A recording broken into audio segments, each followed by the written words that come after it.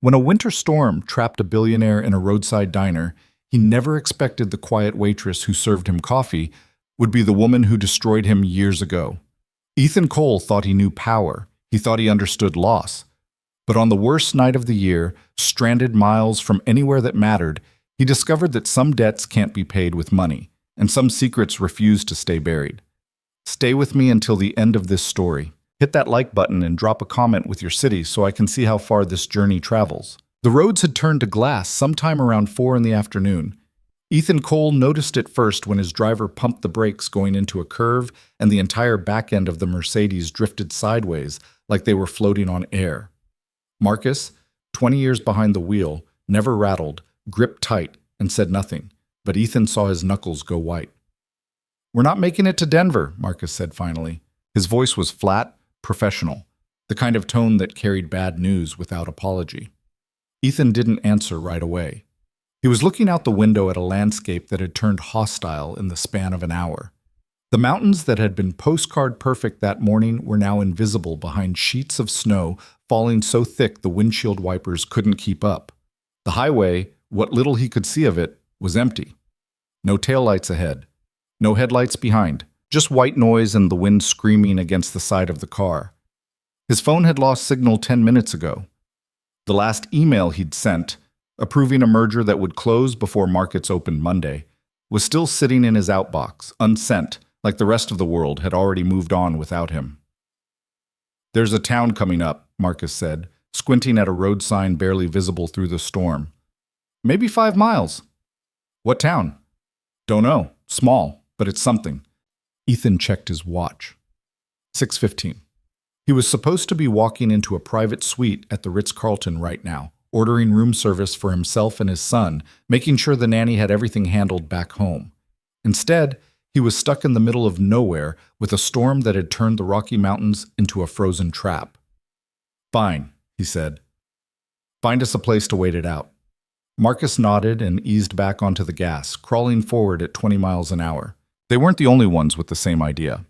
By the time they rolled into the town, a cluster of low buildings huddled against the wind like they were trying not to be noticed.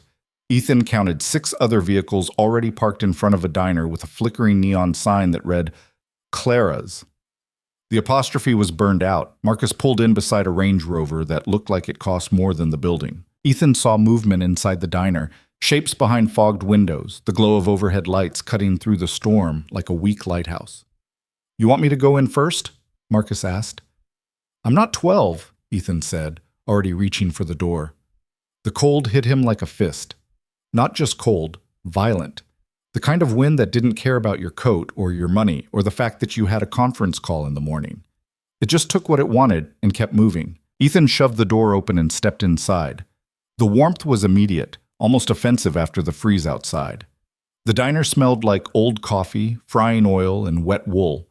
A handful of people sat scattered across the booths, men in expensive jackets, women with diamond earrings, all of them looking annoyed and out of place. Ethan recognized 2 of them immediately. Paul Hendricks, a venture capitalist who'd tried to poach one of Ethan's board members last year. And sitting 3 booths down, Diane Orman, CEO of a logistics company Ethan had considered acquiring before deciding it wasn't worth the headache. Paul looked up, saw Ethan, and gave a tight smile that didn't reach his eyes. "Well," Paul said, "hell of a reunion." Ethan didn't smile back. He scanned the room, taking stock. A counter running the length of the back wall. A kitchen door swinging open and shut. A jukebox in the corner that looked like it hadn't worked since the 90s. And behind the counter, moving between the coffee pot and a tray of mugs, was a woman. She was small. Not fragile, just compact, like she'd learned a long time ago how to take up less space than she needed. Dark hair pulled back in a ponytail. Plain white shirt, black apron, jeans that had seen better years. She didn't look at anyone directly, just kept her head down and worked. "Excuse me," Diane called from her booth, waving a hand like she was hailing a cab. "Can we get some service over here?" The woman, Clara, Ethan assumed based on the sign, looked up briefly, nodded, and grabbed a coffee pot. She moved toward Diane's table without hurry, without fuss, poured the coffee, set down 2 creamers, walked away before Diane could say anything else. Ethan sat down at the counter. Up close, he could see more. The woman was older than he'd first thought, Maybe 30, maybe a little past. There were lines at the corners of her eyes that didn't come from smiling. Her hands were quick and efficient, but there was a stiffness in her shoulders, like she was bracing for something. "Coffee?" she asked without looking at him. "Yeah." She poured, set the mug down in front of him, started to turn away. "How long's the storm supposed to last?" Ethan asked. She paused, glanced at him for the first time, and he caught a flash of green eyes that looked tired in a way that had nothing to do with the hour. "Radio says through the night," she said. "Maybe longer." Her voice was soft, not weak, just quiet, like she'd gotten used to not being heard. "Roads?" "Closed. State Patrol shut down the pass about 20 minutes ago." Ethan absorbed that. "So we're stuck." "Looks like it." She said it without sympathy, without judgment, just a fact. Paul Hendricks appeared at the counter, leaning in like he owned the place. "Hey, sweetheart, you got a manager we can talk to? Because this is kind of a problem. We've got places to be." Claire's expression didn't change. "I'm the manager." Paul blinked. "You?" "Me." "Well," Paul forced a smile. "Okay. So what's the plan here? You got rooms? A hotel nearby?" "No hotel. Nearest one's 30 miles back the way you came." "That's not going to work." "I know." Paul's smile thinned. "So what do we do?" Clara looked at him directly for the first time, and Ethan saw something shift in her posture. Not defensive, exactly, just firm. "You wait," she said. "I've got food, coffee, heat, bathrooms. You're welcome to all of it. But the storm doesn't care what you've got planned." Paul opened his mouth, then closed it, walked back to his booth without another word. Ethan almost smiled. Clara turned back to the counter, started wiping it down with a rag that had seen too many shifts. Ethan watched her hands move, steady, methodical, like the work itself was the only thing keeping her upright. "You run this place alone?" he asked. "Most days." "That's a lot." She didn't answer. "I'm Ethan." "I know." That stopped him. "You know?" She glanced at him, and this time there was something in her eyes he couldn't name. Not anger, not interest, just recognition. "You're on the cover of Forbes twice a year," she said quietly. "Kind of hard to miss." Ethan felt something uncomfortable settle in his chest. He'd gotten used to being recognized. It came with the territory. But the way she said it, flat, emotionless, like she was reading a grocery list, made him feel strangely exposed. "Right," he said. She went back to wiping the counter. The door opened again, and two more people stumbled in, another executive type, and a woman in a fur coat that was soaked through. They looked around, saw the booths filling up, and made their way to the counter. Clara moved to greet them, poured more coffee, answered the same questions, gave the same answers. And Ethan sat there, watching her work, and realized he had no idea what to do with himself. He'd spent the last 15 years building an empire. He knew how to command a room, close a deal, make decisions that moved billions of dollars before breakfast. But here, in this tiny diner in the middle of nowhere, none of that mattered. Here, he was just another stranded traveler with nowhere to go. Marcus came in a few minutes later, shaking snow off his coat. He sat down beside Ethan, ordered coffee, said nothing. That was Marcus. 20 years of driving Ethan to meetings, airports, late-night emergencies, and the man had perfected the art of knowing when to stay quiet. The diner settled into an uneasy rhythm. People drank coffee, checked their phones, complained quietly to each other about missed flights and ruined plans. Clara moved between them all, refilling mugs, bringing out plates of food that nobody had ordered but everyone accepted. Ethan noticed she never charged anyone. Around 8 o'clock, the lights flickered. Everyone looked up. The light steadied, then flickered again. Clara was already moving toward the kitchen. Ethan watched her disappear through the swinging door, heard her rummaging around, and then she came back out with a toolbox and a flashlight. "Power's on a generator," she said to no one in particular. "If it goes out, I'll get it back." "Might take a few minutes?" Paul Hendricks laughed, short, humorless. "You're kidding." Clara looked at him. "No." "What kind of place doesn't have backup power?" "The kind that's barely staying open," Clara said evenly. "You're welcome to leave if it's not up to your standards." Paul's face went red, but he didn't say anything else. The lights flickered a third time, then held. Clara set the toolbox down behind the counter and went back to work. Ethan found himself watching her more than he should. There was something about the way she moved, like she was carrying the weight of the entire building on her shoulders and refusing to let anyone see it. By 9 o'clock, the storm had gotten worse. The wind was howling now, rattling the windows, making the whole diner shake. Snow was piling up against the glass so fast Ethan couldn't see the parking lot anymore.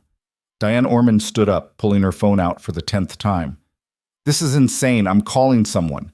"No signal," Clara said from behind the counter. "I know that. I'm saying when there is signal." "There won't be," Clara said.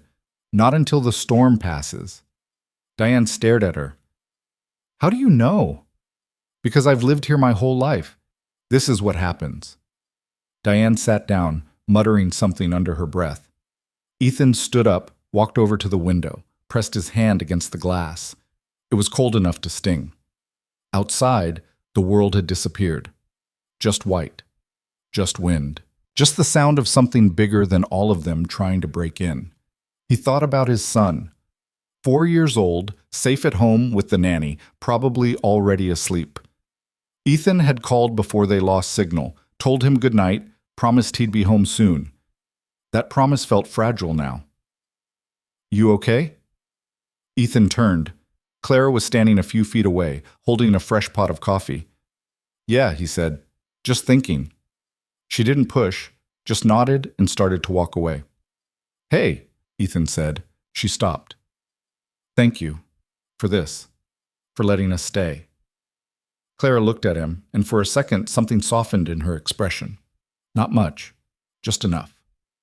"You don't have anywhere else to go," she said simply. Then she walked away. By 10 o'clock, people were starting to settle in. The initial panic had faded into exhausted resignation. A few of the executives had claimed booths and were trying to sleep, jackets balled up as pillows. Diane was on her third cup of decaf, staring at her dead phone like she could will it back to life. Ethan stayed at the counter. Clara was in the kitchen now. He could hear her moving around, the clang of pots, the hiss of something frying. A few minutes later, she came out with plates of food. Grilled cheese sandwiches, soup. Nothing fancy, but it smelled good. She set a plate in front of Ethan without asking. "You didn't have to do this," he said. "You haven't eaten," Claire said. "How do you know?" "You've been sitting there for 2 hours drinking coffee. That's not a meal." Ethan looked down at the sandwich. It was cut corner to corner, the bread golden brown, cheese melted perfectly in the middle. It looked like something a mother would make. He picked it up, took a bite. It was the best thing he'd eaten in weeks. Clara watched him for a second, then nodded to herself and moved on to the next person. Ethan ate slowly, listening to the storm rage outside. He thought about the last time he'd been stuck somewhere like this. He couldn't remember. Maybe never. His life didn't allow for delays. If a flight was canceled, he chartered a jet. If a road was closed, he found another. There was always a way around, always a backup plan. But not tonight. Tonight he was just another person in a diner, waiting for the storm to pass. Marcus appeared beside him, setting down his empty mug. "I'm going to try to sleep in the car. You need anything, boss?" "I'm good." Marcus nodded and headed for the door. Ethan watched him go, then turned back to his plate. Claire was wiping down tables now, moving quietly through the space. One of the younger guys, mid-30s, startup founder by the look of him, tried to wave her over, snapping his fingers like she was a dog. Clara ignored him. The guy stood up, walked over to the counter. "Hey, I said I need something." Clara turned, her expression neutral. "What do you need?" "A refill, and maybe a little respect." Clara picked up the coffee pot, filled his mug without a word, and set it down. "That it?" she asked. The guy leaned in, smirking. "You always this cold?" "Only when people snap their fingers at me." The smirk faded. The guy opened his mouth, then thought better of it and walked back to his booth. Ethan hid his smile behind his mug. Clara caught his eye for a second, and he thought he saw the faintest flicker of amusement there, but it was gone before he could be sure. She came back to the counter, started organizing mugs. "You get a lot of that?" Ethan asked. "A lot of what?" "People treating you like you're invisible." Clara paused, her hands stilling for just a moment. Then she went back to stacking mugs. "Every day," she said quietly. Ethan didn't know what to say to that, so he said nothing. They sat in silence for a while. The storm kept howling, the diner stayed warm, and somewhere in the middle of it all, Ethan realized he felt something he hadn't felt in a long time. Calm. Not the kind of calm that came from control or power, or having everything lined up exactly the way he wanted it. This was different, smaller, quieter, like he'd stepped off a treadmill he didn't know he was on. Clara glanced at the clock on the wall. It was almost 11. "You should try to get some rest," she said. "Gonna be a long night. What about you?" "I'll be fine. When's the last time you slept?" Clara looked at him, and for the first time he saw something guarded in her eyes. Not defensiveness, just privacy. A line she wasn't going to let him cross. "I'm fine," she said again, firmer this time. Ethan let it go. He watched her move back into the kitchen, heard the water running, the sound of dishes being washed. He thought about offering to help, then realized how ridiculous that would sound. Ethan Cole, billionaire, dishwasher. The thought almost made him laugh. Instead, he stood up, left cash on the counter, more than the meal was worth, not enough to matter to him, and walked over to one of the empty booths. He stretched out, using his coat as a blanket, and stared up at the ceiling. The storm wasn't stopping, and for the first time in years, Ethan Cole had absolutely no control over what happened next. He closed his eyes. Somewhere in the kitchen, Clara kept working. Mabd. Ethan woke up to the sound of voices. He wasn't sure how long he'd been asleep. Maybe an hour, maybe less. His neck was stiff, his back ached, and the booth was not built for someone his height. He sat up slowly, blinking in the dim light. The diner was quieter now. Most of the others were asleep, sprawled across booths or slumped in chairs. The overhead lights had been dimmed, leaving just the glow from the kitchen and a single lamp by the register. The voices were coming from the counter. Ethan turned his head and saw Clara standing there talking to someone on the phone. Her voice was low, tense, and even from across the room, he could hear the exhaustion in it. "I know, Mom, I know, but I can't leave right now." A pause. "Because there are people here. The storm. Mom, the roads are closed. I can't just..." Another pause, longer this time. "I'll figure it out. I always do." Clara hung up, set the phone down carefully, and pressed both hands flat against the counter. Her head dropped forward, shoulders sagging, and for a moment she just stood there, completely still. Ethan watched from the shadows, feeling like he was seeing something he wasn't supposed to. Then Clara took a breath, straightened up, and went back to work. She didn't know he was watching. Ethan lay back down, staring at the ceiling, and wondered what kind of life left someone that tired. Choke. The hours blurred together after that. Ethan drifted in and out of sleep, waking every time the wind screamed louder or someone shifted in their booth. At some point, he heard the generator kick on, a low rumble that made the whole building vibrate. Clara was out there in the cold, he realized, fixing it, alone. By the time she came back in, her hands were red from the cold and there was snow in her hair. Nobody thanked her. Ethan sat up, watching as she went straight to the coffee pot, poured herself a cup, and stood there for a long moment with her eyes closed, just warming her hands on the mug. He got up, walked over to the counter. Clara opened her eyes, saw him, and straightened. "Can't sleep?" she asked. "Not really. You?" "Don't have time." Ethan leaned against the counter. "You run this place by yourself every night?" "Most nights." "That's not sustainable."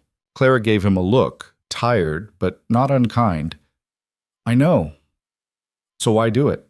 She hesitated like she was deciding whether to answer. Then she shrugged. "Because it's mine," she said simply, "and because people need a place to go when everything else closes." Ethan looked around the diner, the worn seats, the cracked tile, the jukebox that didn't work. It wasn't much, but it was warm, and it was open. "How long have you been running it?" he asked. 3 years. My mom started it 20 years ago. I took over when she got sick." "She okay?" Clara's expression flickered. "No, but she's still here." Ethan didn't push. They stood there in silence for a while, just two people awake in a room full of strangers sleeping through a storm. "You have family?" Clara asked quietly. "Besides your driver?" Ethan smiled faintly. "A son. He's 4. What's his name?" "Jonah." "That's a good name." "Yeah, his mom picked it." Clara glanced at him, and he saw the question in her eyes. But she didn't ask. "She's not around anymore," Ethan said, answering it anyway. "She left when he was 6 months old, decided motherhood wasn't for her." Clara's face softened. "I'm sorry." "Don't be. We're better off." "Are you?" The question caught him off guard, not because it was rude, it wasn't, but because it was honest in a way people didn't usually talk to him. "Yeah," Ethan said after a moment. "We are." Clara nodded, like she believed him. The wind rattled the windows again, and they both looked toward the storm. "It's not letting up," Clara said. "No. You're going to be here a while." "Looks like it." Clara set down her mug, started moving toward the kitchen. "I'll make more coffee." "Clara." She stopped, turned. Ethan hesitated, then said, "Thank you. For this. For all of it." She looked at him for a long moment, and he couldn't read her expression. Then she nodded once and disappeared into the kitchen. Ethan stood there alone, listening to the storm, and realized he didn't want to go back to sleep. He wanted to stay right here. By 3 in the morning, the diner felt like a ship lost at sea. The storm was relentless now, battering the building with wind and snow that didn't stop, didn't slow, just kept coming. The windows were completely frosted over.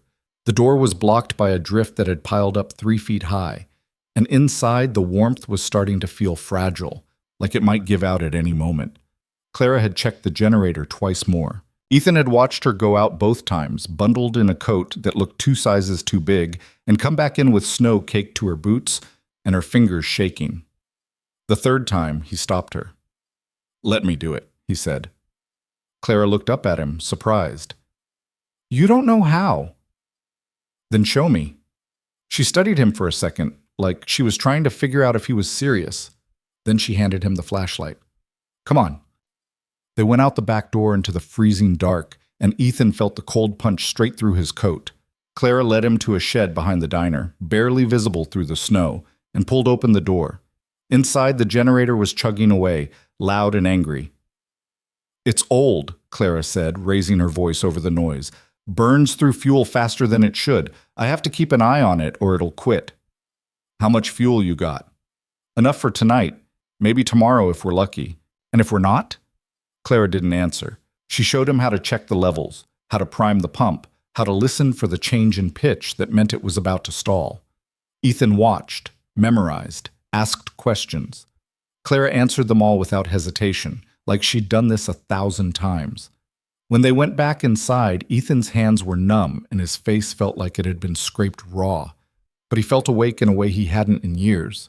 Clara poured them both fresh coffee, and they sat at the counter together, not talking, just warming up.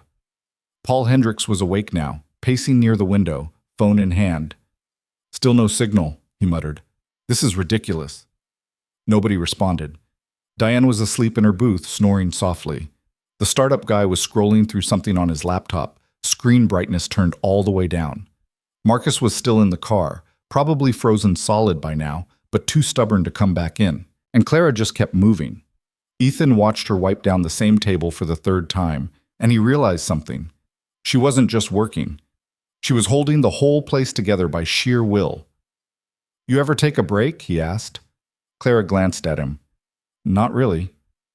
"Why not?" "Because if I stop, it all falls apart." Ethan set down his mug. "That's not fair." "No," Clara said quietly. "It's not." She said it without bitterness, without self-pity, just fact. Ethan didn't know what to say to that. So he stood up, walked into the kitchen, and started washing dishes. Clara appeared in the doorway a minute later, staring at him like he'd lost his mind. "What are you doing?" "Dishes." "You don't have to—" "I know." Clara opened her mouth, closed it, then she picked up a towel and started drying.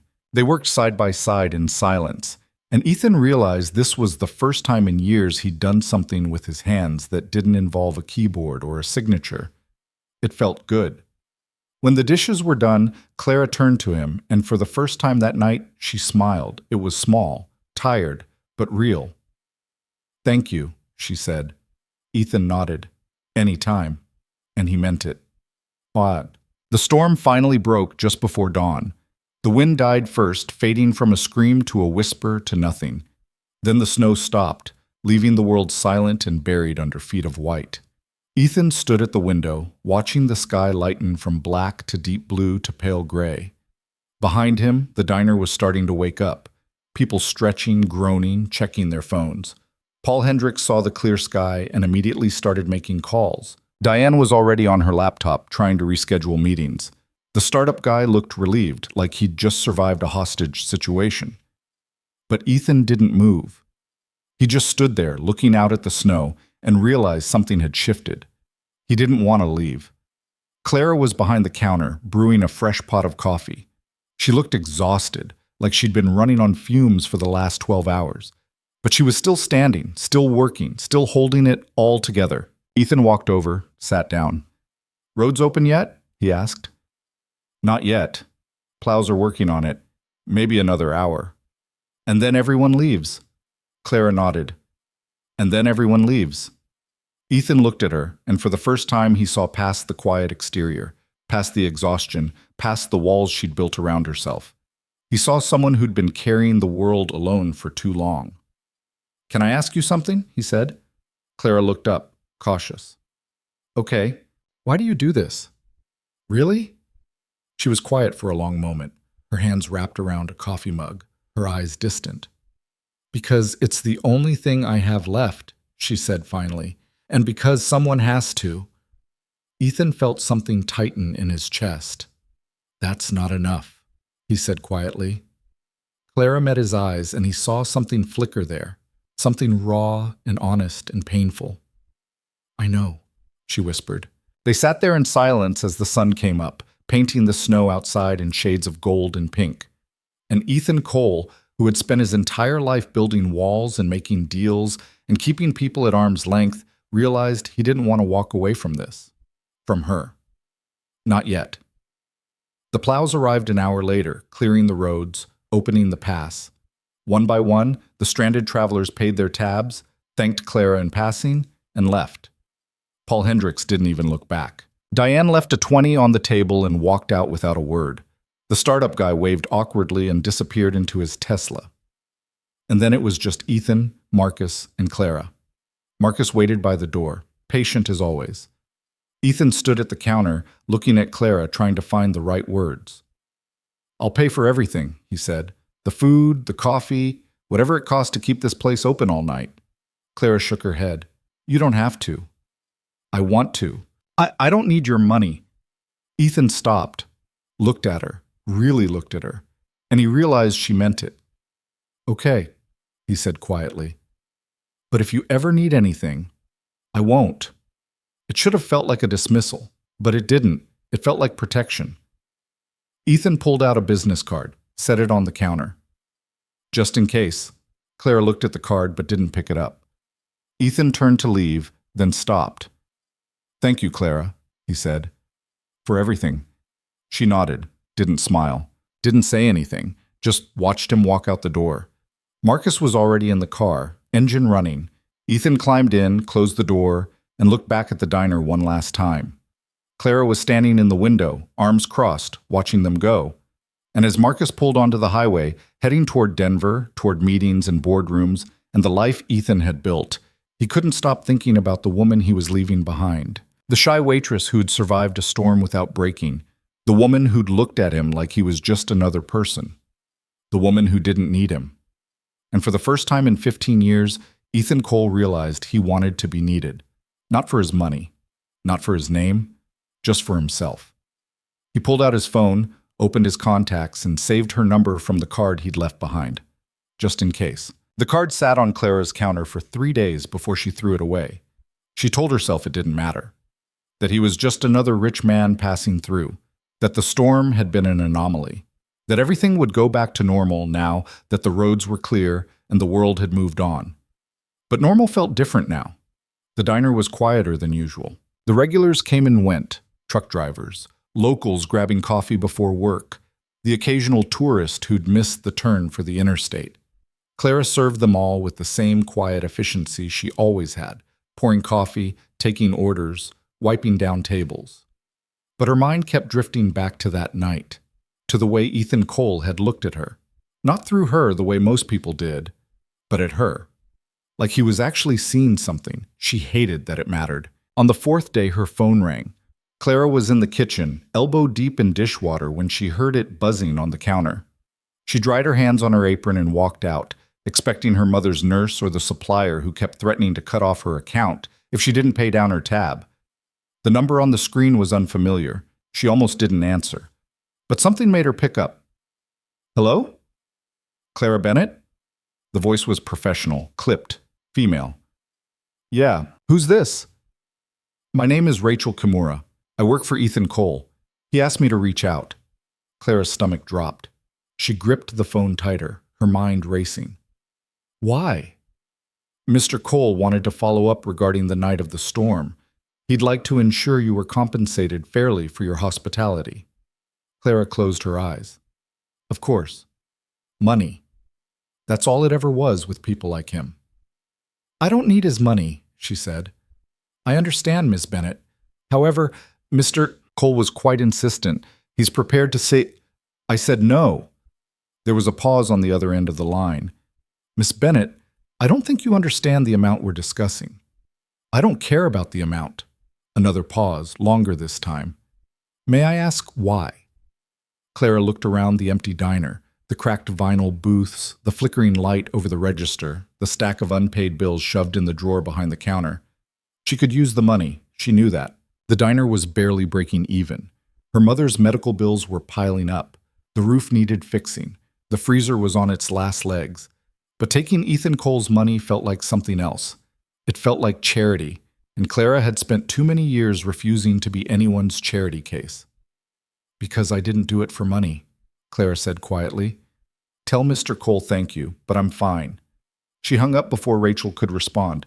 Her hand was shaking. Clara set the phone down, pressed her palms flat against the counter, and took a slow breath.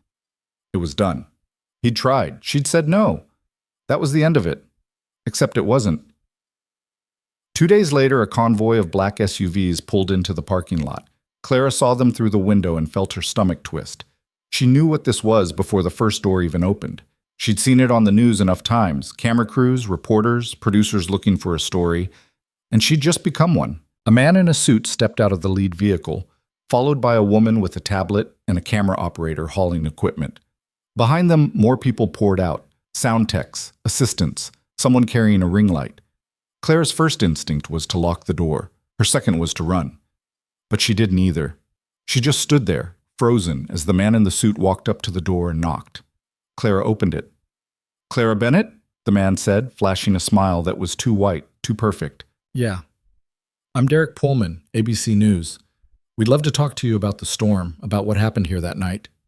Clara's mouth went dry. How did you... One of the executives who was stranded here posted about it on social media. It went viral. Humble waitress saves billionaires during blizzard. It's a great story. Clara felt the ground shift under her feet. I didn't save anyone. That's not what they're saying, Derek gestured to the camera. Look, we just want 5 minutes. Tell your side, let people know who you are. No. Derek blinked. No? I don't want to be on TV. Ms. Bennett, this is a huge opportunity.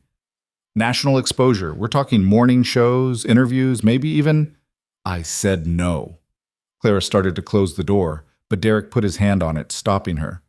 With all due respect, he said, his smile thinning, the story is already out there. We can do this with you or without you, but it's happening either way. Clara stared at him, her heart pounding. Get off my property, she said. Derek's smile disappeared. He pulled his hand back, straightened his jacket, and nodded to his crew. Your call, he said, but you're making a mistake. They packed up and left, but Clara knew it wasn't over. By that evening, her phone was ringing non-stop. Numbers she didn't recognize, voicemails from reporters, producers, bloggers. Someone had found her email and sent her a message offering $10,000 for an exclusive interview. Clara deleted it. She turned off her phone, locked the doors, and sat alone in the diner as the sun went down. And then she saw the article. It was on her laptop, trending on every news site she checked. The headline was the same everywhere. Waitress opens diner to stranded billionaires during historic storm. There were photos. Someone had taken pictures that night, probably Paul Hendricks or one of the others. Clara in the background, pouring coffee. The snow piled against the windows. A quote from Diane Orman calling her a hero in the truest sense. Clara felt sick. She scrolled down, reading the comments. This woman is an angel. Why isn't she getting more recognition? Someone start a GoFundMe for her. And then buried in the thread, anyone else think it's weird that Ethan Cole was there? What was he doing in the middle of nowhere? Clara closed the laptop. Her hands were shaking again. She didn't want this, any of it. The attention, the scrutiny, the reporters camped outside her diner waiting for a soundbite they could twist into something she didn't mean. But most of all, she didn't want people digging, because if they dug deep enough, they'd find things Clara had spent years trying to bury. The next morning, the convoy came back. This time, there were more of them. 3 news vans, a dozen reporters, cameras everywhere. They set up in the parking lot like they were covering a presidential visit. Clara didn't open the diner. She stayed inside, lights off, curtains drawn, and waited for them to leave. They didn't. By noon, there were people lined up outside, not reporters, customers. People who'd seen the story and wanted to meet her, take photos, buy coffee from the hero waitress. Clara watched from the window, her chest tight, and realized her life was never going to be the same. Her phone buzzed. She'd turned it back on that morning, hoping the frenzy had died down. It hadn't. But this message was different. Clara, it's Ethan. I just saw the news. I'm sorry. I didn't know this would happen. Call me if you need anything. Clara stared at the message for a long time. Then she deleted it. By the 3rd day, the crowd outside had grown. The parking lot was full. People were standing in the road. Someone had started selling T-shirts with Clara's face on them. Clara hadn't left the diner. She'd been sleeping in the back office, surviving on stale crackers and coffee, too afraid to open the door and face what was waiting outside. Her mother's nurse called, frantic. Clara, there are reporters at the house. They're asking about your mom. I don't know what to tell them. Clara closed her eyes, pressing the phone to her ear. Don't tell them anything. Just keep the doors locked. I'll handle it. But she didn't know how. That night, someone knocked on the back door. Clara froze. The knocking came again, softer this time. Clara? It's me. She recognized the voice immediately. Ethan. Clara walked to the door, hesitated, then unlocked it. Ethan stood there in jeans and a jacket, no driver, no entourage. Just him. What are you doing here? Clara asked.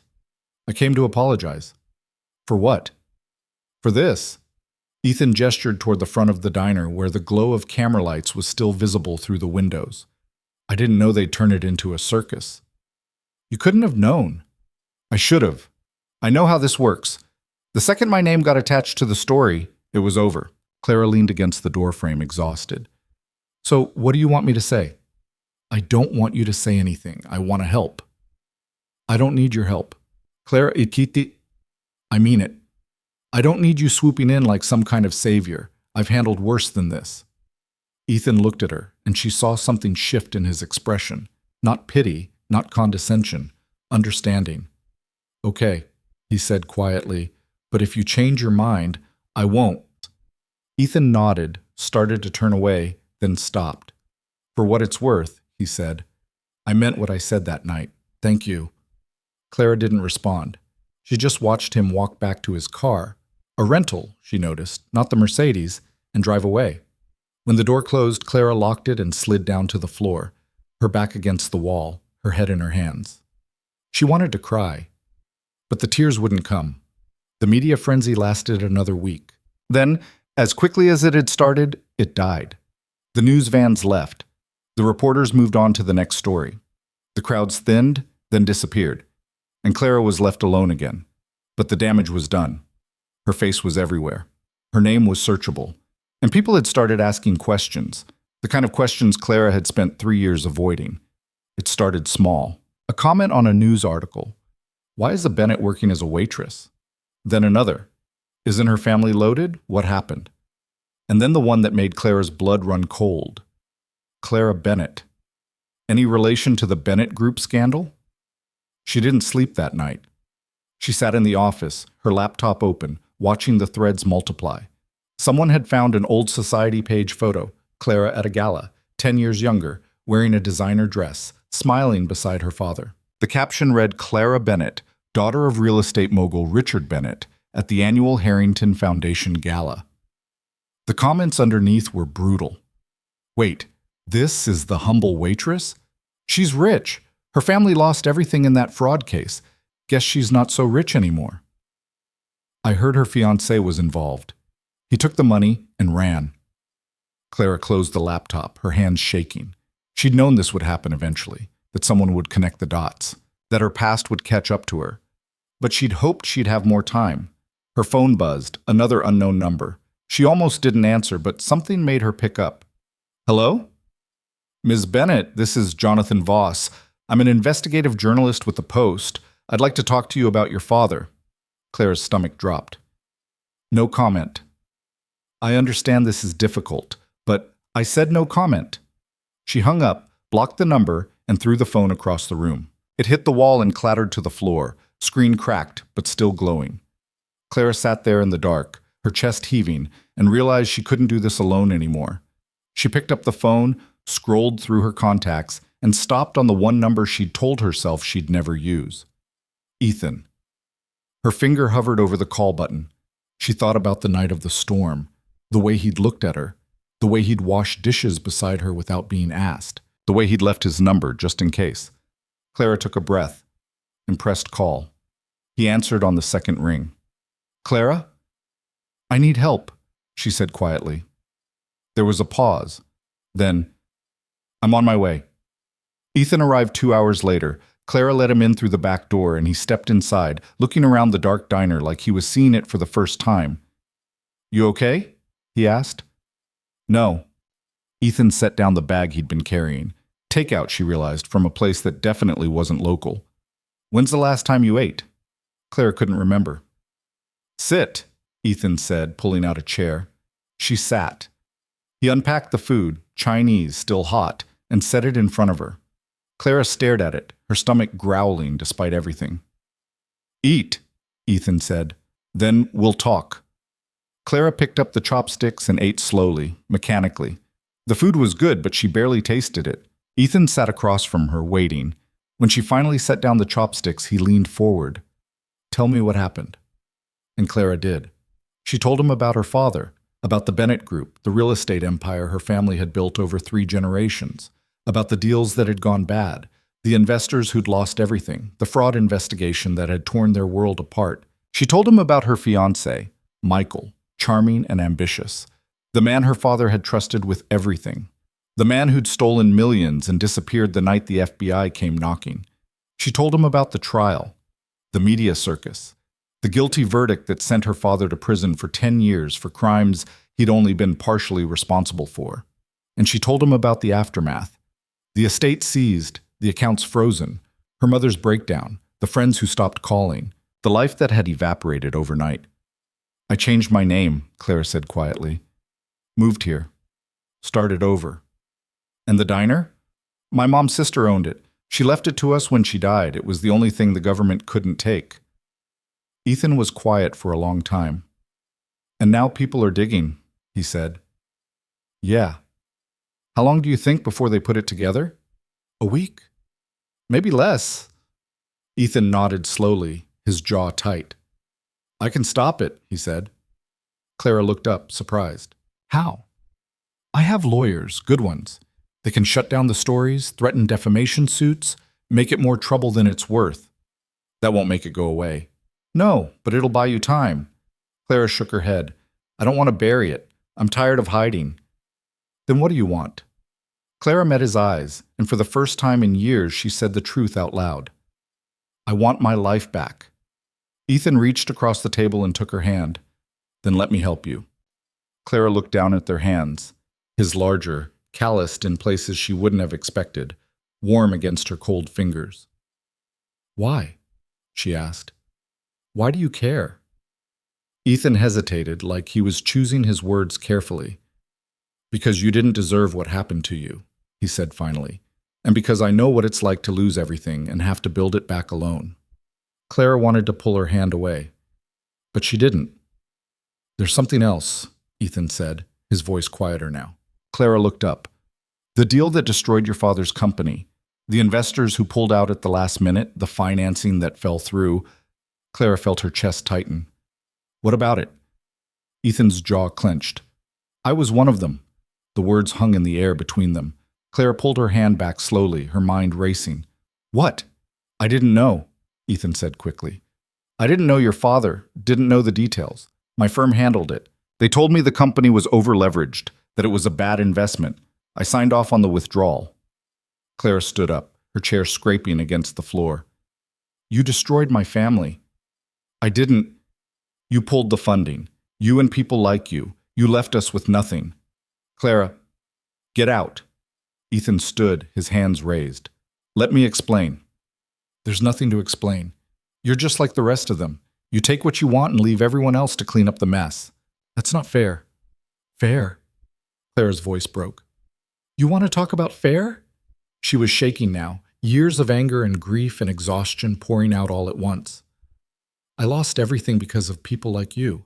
My father's in prison. My mother can barely remember my name. I've spent 3 years scraping by in this diner, watching everything I worked for disappear. And you... She stopped, her throat closing. Ethan took a step toward her.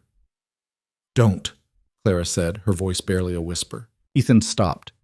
They stood there in the dark diner, the silence heavy between them. I'm sorry, Ethan said finally. I know that doesn't fix anything, but I am. Clara wiped her eyes, angry at herself for crying. Just go. Ethan didn't move. I meant what I said. I want to help. I don't want your help. You called me. Clara flinched, because he was right. She had called him, and she hated that she had. Ethan picked up his jacket, started toward the door, then stopped. The investigator, he said. The one digging into your past. His name's Voss, right? Clara nodded. I'll take care of it. I told you. I know what you told me, but I'm doing it anyway. He walked out the back door and disappeared into the night. Clara stood there alone, her hands balled into fists, her chest heaving, and for the first time in 3 years, she let herself cry. The next morning, the calls stopped. Clara's phone was silent. No reporters, no producers, no bloggers offering money for her story. It was like someone had flipped a switch. She didn't have to wonder who. That afternoon, a package arrived. Clara found it on the back step, unmarked except for her name written in neat handwriting on the front. She brought it inside, opened it carefully. Inside was a folder, and inside the folder were documents, financial records, email chains, phone transcripts, all of it pointing to one name, Michael Torrance, her ex-fiancé. Clara's hands shook as she read through the pages. Ethan's team had done in days what the FBI hadn't managed in years. They'd tracked Michael down, found the money he'd stolen, proven that her father had been set up. At the bottom of the folder was a note, handwritten. This doesn't undo what I did, but maybe it's a start. Clara sat down at the counter, the documents spread out in front of her, and realized Ethan Cole had just handed her the key to everything she'd lost, and she had no idea what to do with it. Clara read the documents 3 times before she believed what she was seeing. Michael Torrance hadn't just stolen money. He'd systematically dismantled her father's company from the inside, rerouted funds through shell corporations, falsified reports to make the Bennett Group look insolvent when it wasn't. And then he'd walked away clean while her father took the fall. The evidence was all here. Bank transfers, forged signatures, email chains where Michael coordinated with outside investors to pull their funding at precisely the right moment to trigger collapse. One of those investors had been Ethan's firm. Clara's phone rang. She knew who it was before she looked. Did you read it? Ethan asked. Yeah. And? Clara stared at the papers spread across her kitchen table, her coffee going cold beside them. Where did you find him? Cayman Islands, living under a different name. He's been there for 3 years. 3 years. The same amount of time Clara had been serving coffee and scraping by, Michael had been sitting on a beach spending money he'd stolen from people who'd trusted him. What do you want to do? Ethan asked. Clara closed her eyes. What did she want to do? She'd spent so long just surviving that she'd forgotten what it felt like to have options. I need to talk to my father, she said finally. I can arrange that. Ethan, I know you don't want my help, but let me do this anyway. Clara should have said no. Should have hung up and figured it out herself like she'd figured out everything else. but she was tired. So tired. Okay, she whispered. 2 days later, Clara sat in the visiting room of a federal prison 3 hours north of the diner, waiting for them to bring her father out. She hadn't seen him in 2 years.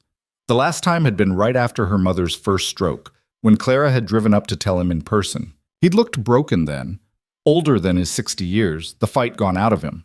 She wondered if he'd look worse now. The door buzzed. A guard led Richard Bennett into the room, and Clara's breath caught. He looked smaller, thinner, gray hair cut short, prison blues hanging off a frame that used to fill out custom suits. But when he saw her, his face lit up in a way that made Clara's chest ache. "Clara Bear," he said, his voice rough. She hadn't heard that nickname in a decade. They sat across from each other, a scarred table between them. Richard reached for her hand and Clara let him take it, even though touching still felt complicated. "How's your mother?" he asked. "Same. The nurse says she's stable." "That's good. That's good." Silence stretched between them. There was too much to say and no safe place to start. "I got your message," Richard said, "about the documents. I don't understand. Where did they come from?" Clara pulled the folder from her bag and slid it across the table. Richard opened it with shaking hands. She watched his face as he read, watched the confusion turn to recognition, then to something that looked like grief. "He really did it," Richard said quietly. "I knew. Part of me always knew. But seeing it like this, Dad, this proves you were set up. This could get you out." Richard looked up at her, and Clara saw something she hadn't expected. Fear. "Clara, if we bring this forward, it's going to open everything back up. The trial, the media, all of it. Are you ready for that?" "Are you?" Richard set the papers down carefully, his hands still shaking. "I've made my peace with being here. I have 3 years left. I can do 3 years. But you shouldn't have to. Maybe not, but that doesn't mean fighting is the right choice." Clara felt anger flare in her chest. "So what? We just let him win? Let him keep the money and the life he stole while you rot in here?" "Watch your tone." The correction was automatic, instinctive, the same voice he'd used when she was 16 and talked back at dinner parties. Clara almost laughed. "I'm not 16 anymore, Dad. You don't get to tell me what to do." "No, but I can tell you what I've learned in here. Sometimes the cost of being right is higher than the cost of being wrong." "That's giving up. That's surviving." Clara pulled her hand back. "I didn't drive 3 hours to hear you tell me to let it go." "Then why did you come?" "Because I thought you'd want to fight. I thought you'd want your name back." Richard leaned back in his chair, and for a moment he looked every bit the man who used to command boardrooms and close billion-dollar deals. "My name doesn't matter anymore," he said. "Yours does. And if you drag this back into the light, everyone's going to remember you're Richard Bennett's daughter. Is that what you want?" Clara didn't have an answer for that. Richard softened. "How's the diner?" "Struggling." "You need money?" "No." "Clara, I don't need money, Dad. I need you to stop acting like you're already dead." The words came out harder than she meant them to, and she saw Richard flinch. "I'm sorry," he said quietly. "I know I failed you, failed your mother, failed everyone who trusted me. But I can't undo that. All I can do is make sure you don't go down with me. I already went down. I've been down for 3 years." "Then don't go down again." The guard called time. 5 minutes left. Richard stood slowly, like his bones hurt. "Whoever gave you those documents, they did it for a reason. Make sure it's a reason you can live with." Clara stood too. "What if I want to fight?" "Then you fight. But don't do it for me. Do it for you." He walked toward the door, then stopped and turned back. "I'm proud of you, Clara Bear. I know I don't say it enough, but I am." Then he was gone. Clara sat in her car in the parking lot for 20 minutes before she could make herself drive. Her phone buzzed, a text from Ethan. "How did it go?" Clara stared at the message. She could tell him it went fine, thank him for his help, and go back to her quiet life in the diner. Let Michael keep the money. Let her father serve his time. Let everything stay buried, or she could do what she'd been too afraid to do for 3 years. She could fight. Clara started the car and drove to Denver. Ethan's office was downtown, 40th floor of a glass tower that probably cost more than Clara's entire childhood home. She'd never been inside a building like this, not since before everything fell apart. The lobby alone made her feel small, with its marble floors and modern art and security guards who looked at her like she didn't belong.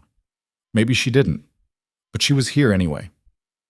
The receptionist called up, and 5 minutes later Ethan appeared, stepping out of a private elevator in a suit that fit him the way suits fit men with money.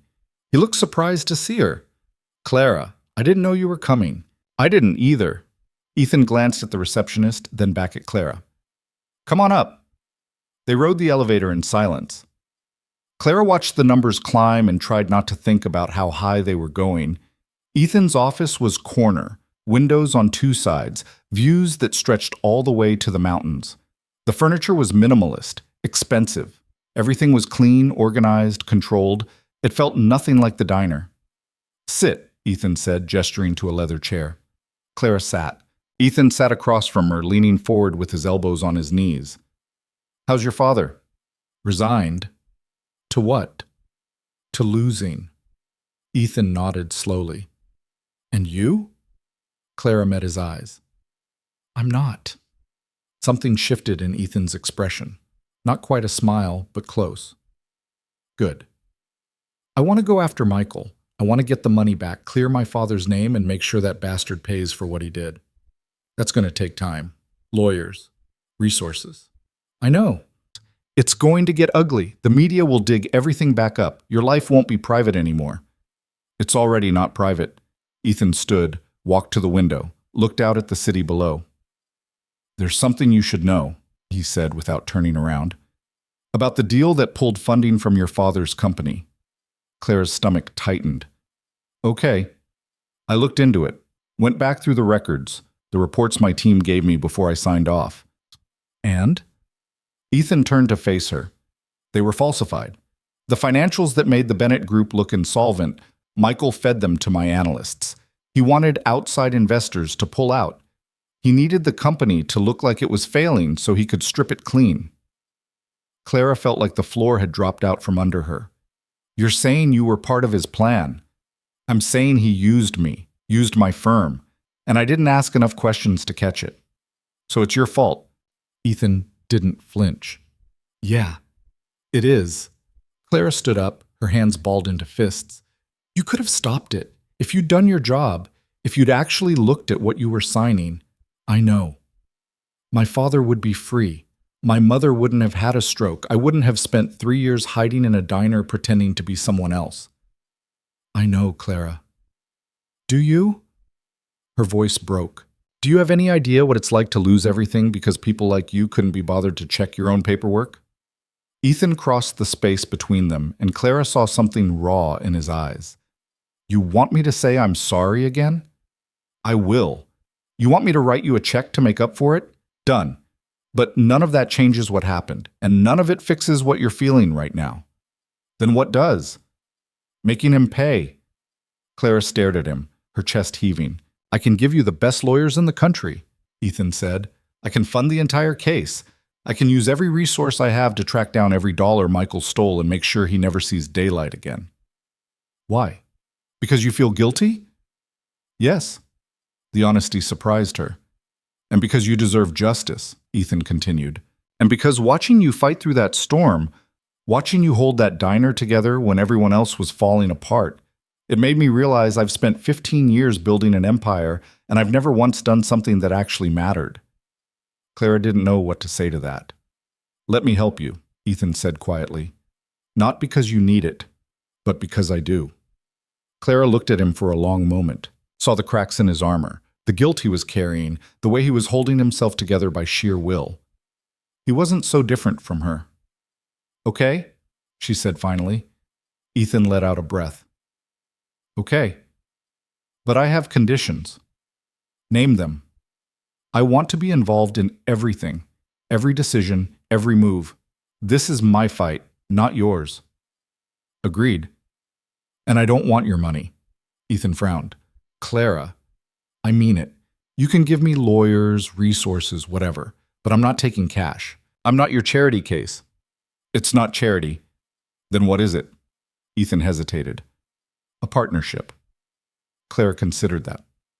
"Fine. Partners. She held out her hand. Ethan took it. They shook, and Clara felt something settle in her chest. Not trust, not yet, but maybe the beginning of it. The legal team Ethan assembled was terrifying. 5 lawyers, all specialists, all aggressive. They sat around a conference table in Ethan's office and laid out a strategy that made Clara's head spin. We file criminal charges against Michael Torrance for fraud, embezzlement, and conspiracy, the lead attorney said. Her name was Patricia Chen, and she had the kind of sharp eyes that missed nothing. Simultaneously, we file a civil suit to recover the stolen assets. How long will that take? Clara asked. 6 months if we're lucky. A year if Michael fights it. He'll fight it, Clara said. Patricia nodded. Probably. But we have the evidence. Bank records, email trails, testimony from former employees who suspected him. It's a strong case. What about my father's conviction? That's trickier. We'd need to file an appeal, prove he was coerced or framed. The new evidence helps, but overturning a federal conviction isn't easy. Clara felt her hope deflate. But it's possible, Patricia added, especially if we can get Michael to testify. He won't. He will if we offer him a deal. Clara's jaw tightened.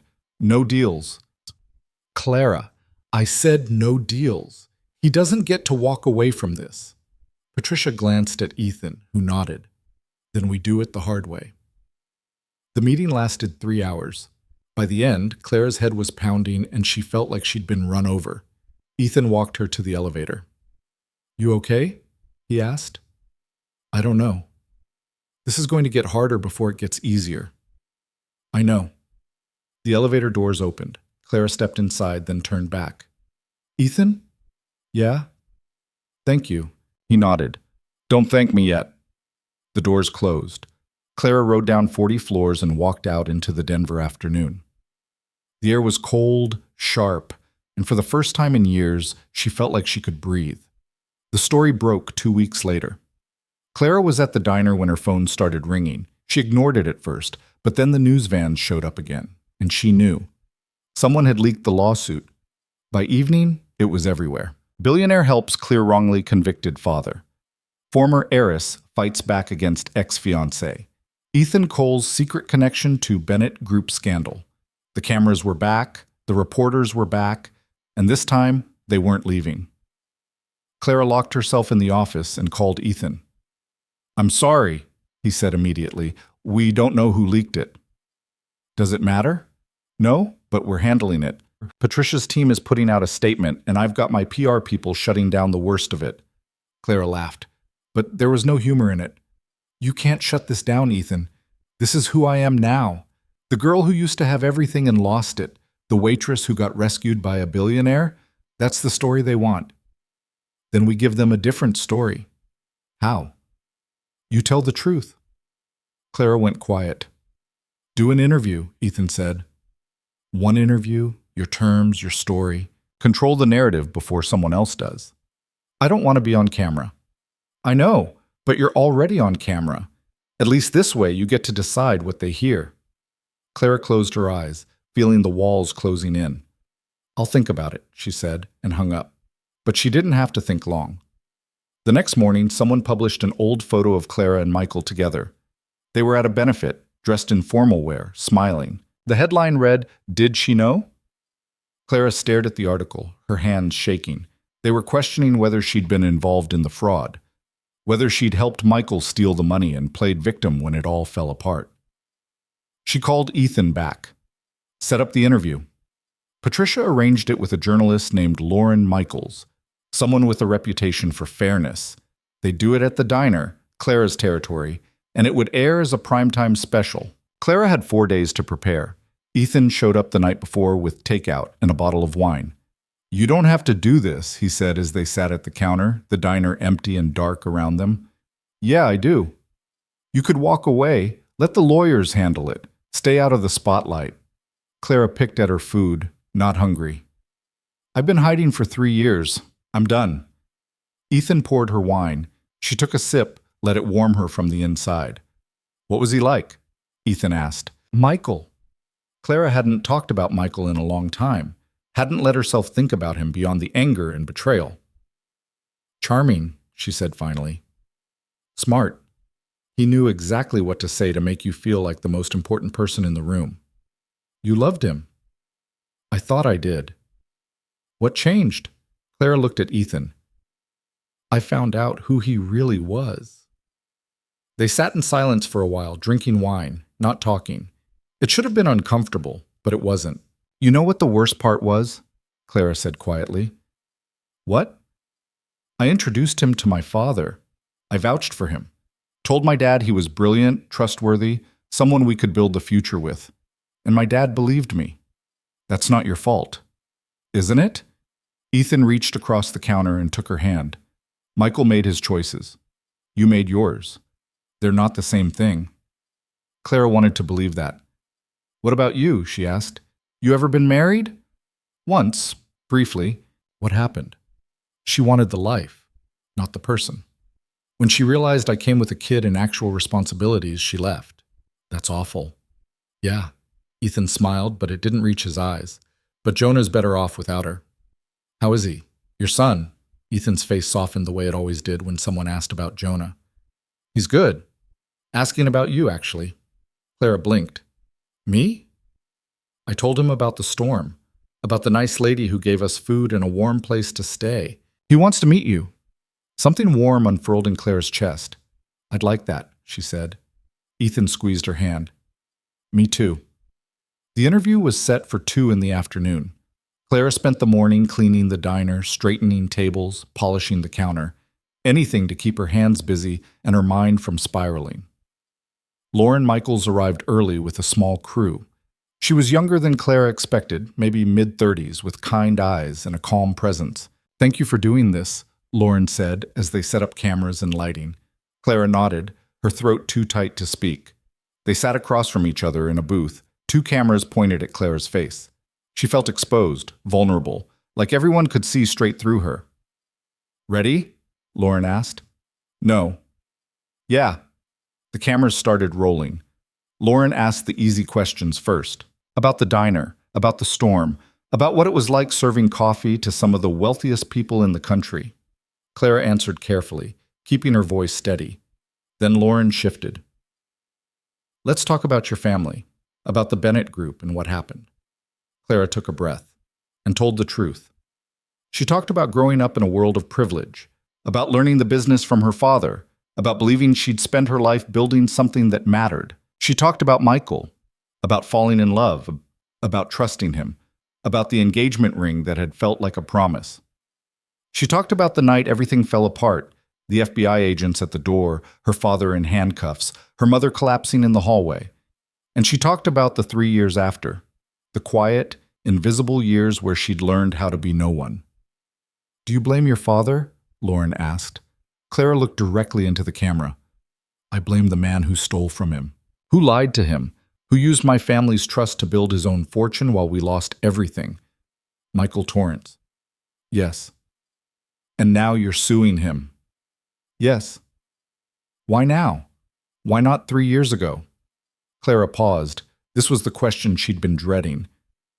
Because 3 years ago, I didn't have proof. And I didn't have help. You mean Ethan Cole? I mean someone who believed me when everyone else had moved on. Lauren leaned forward. There are people saying you and Mr. Cole are romantically involved, that this is more than a business relationship. Clara felt her face flush. That's not true. But he's helping you, funding your legal team. Why would he do that if not for personal reasons? Because he's a good person, and because he wants to make things right. Make what right? Clara hesitated. She could protect Ethan, keep his involvement in the original deal quiet, or she could tell the whole truth. Ethan's firm was one of the investors who pulled funding from my father's company, Clara said. He didn't know he was being fed false information, but he signed off on it anyway. Lauren's eyes widened. So he's partially responsible for what happened to you. He made a mistake, and now he's trying to fix it. Is that enough? A mistake that destroyed your family? Clara felt anger rise in her chest. Nothing can undo what happened, but at least he's trying. That's more than anyone else did. The interview went on for another hour. By the time they wrapped, Clara felt wrung out, exhausted, like she'd run a marathon. Lauren shook her hand. You did great. This is going to make an impact. Clara hoped she was right. Ethan was waiting outside when the crew left. How did it go? He asked. I don't know. I told them about your firm, about the investment. Ethan went still. Okay. You're not mad? No, it's the truth.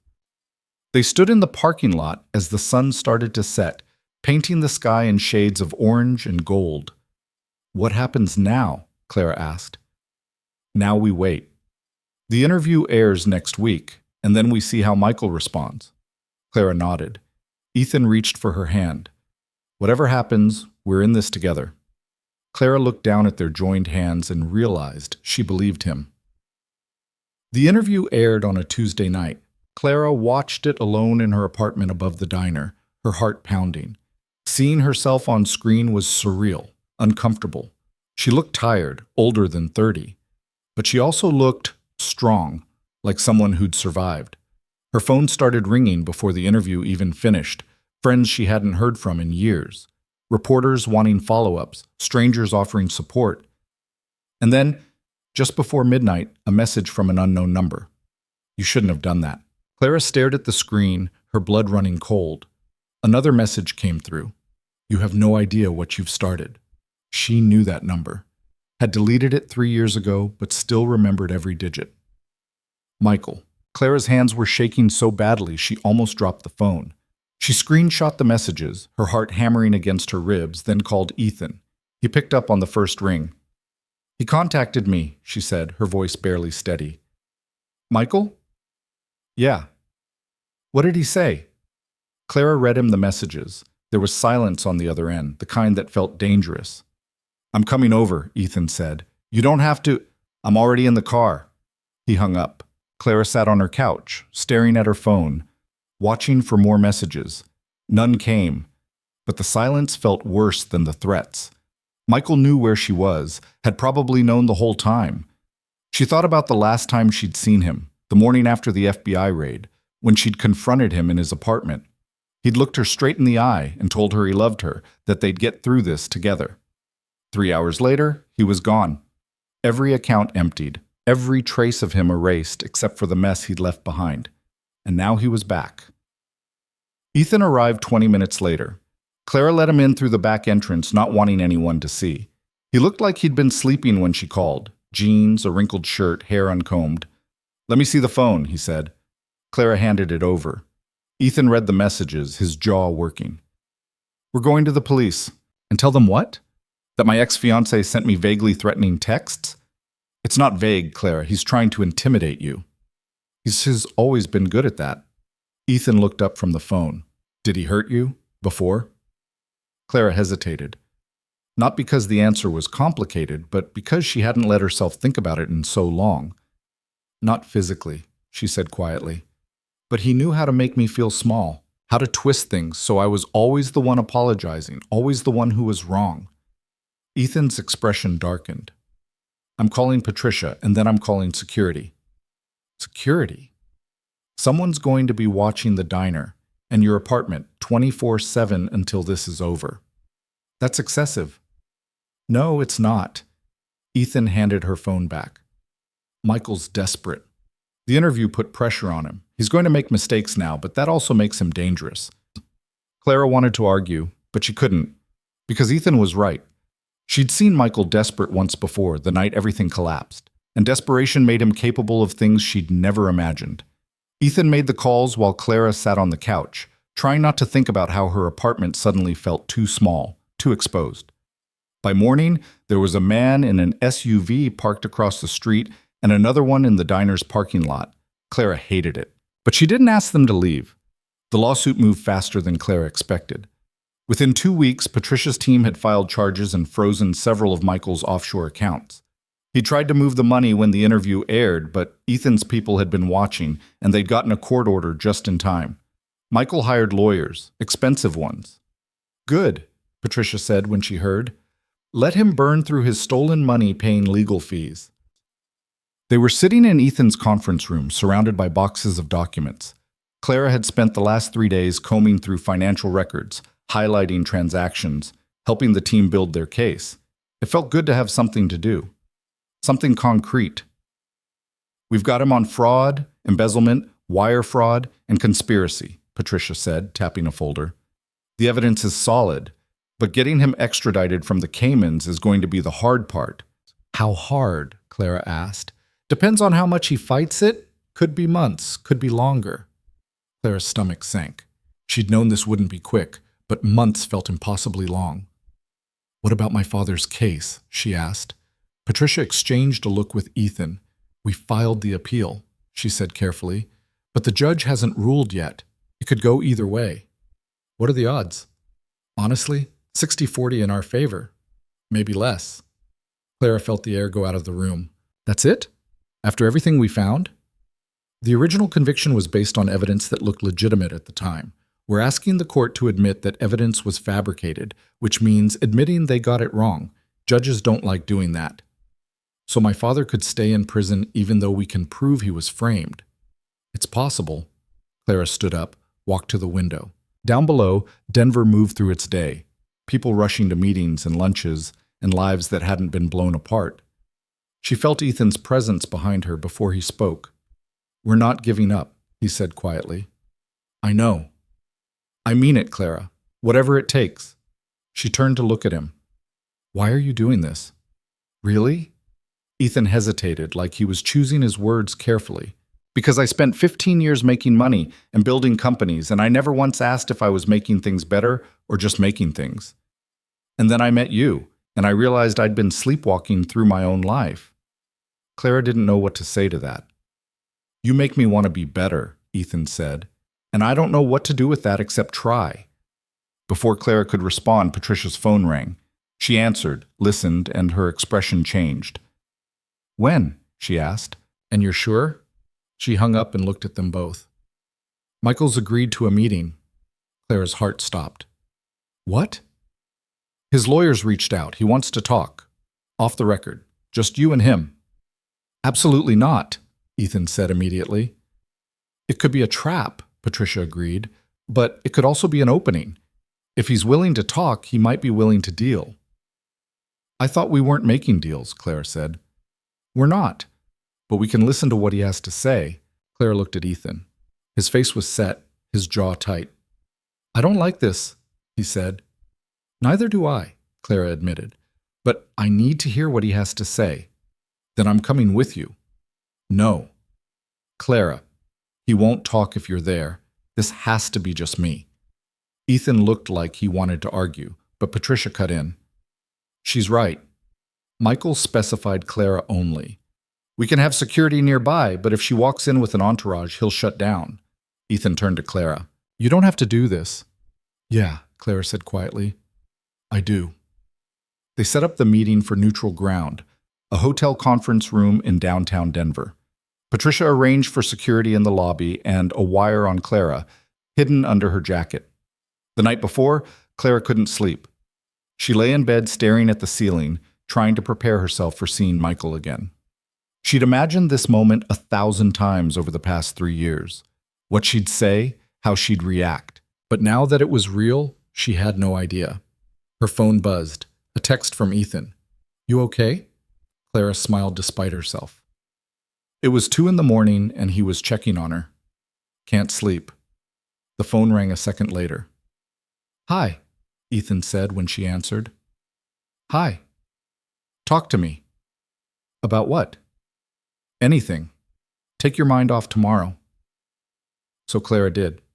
She told him about the diner, about the regulars who came in every morning and ordered the same thing, about the trucker who left a $100 tip once because his daughter had been sick and Clara had let him use the phone to call her, about the couple who'd had their first date at the counter 20 years ago and still came in every anniversary. Ethan listened, asked questions, laughed at the right parts. You love it, he said finally. The diner. Clara thought about that. Yeah, I do. Why? Because it's mine. And because it's the one thing Michael couldn't touch. You're going to be okay tomorrow, Ethan said. You know that, right? I don't know anything anymore. Then trust me.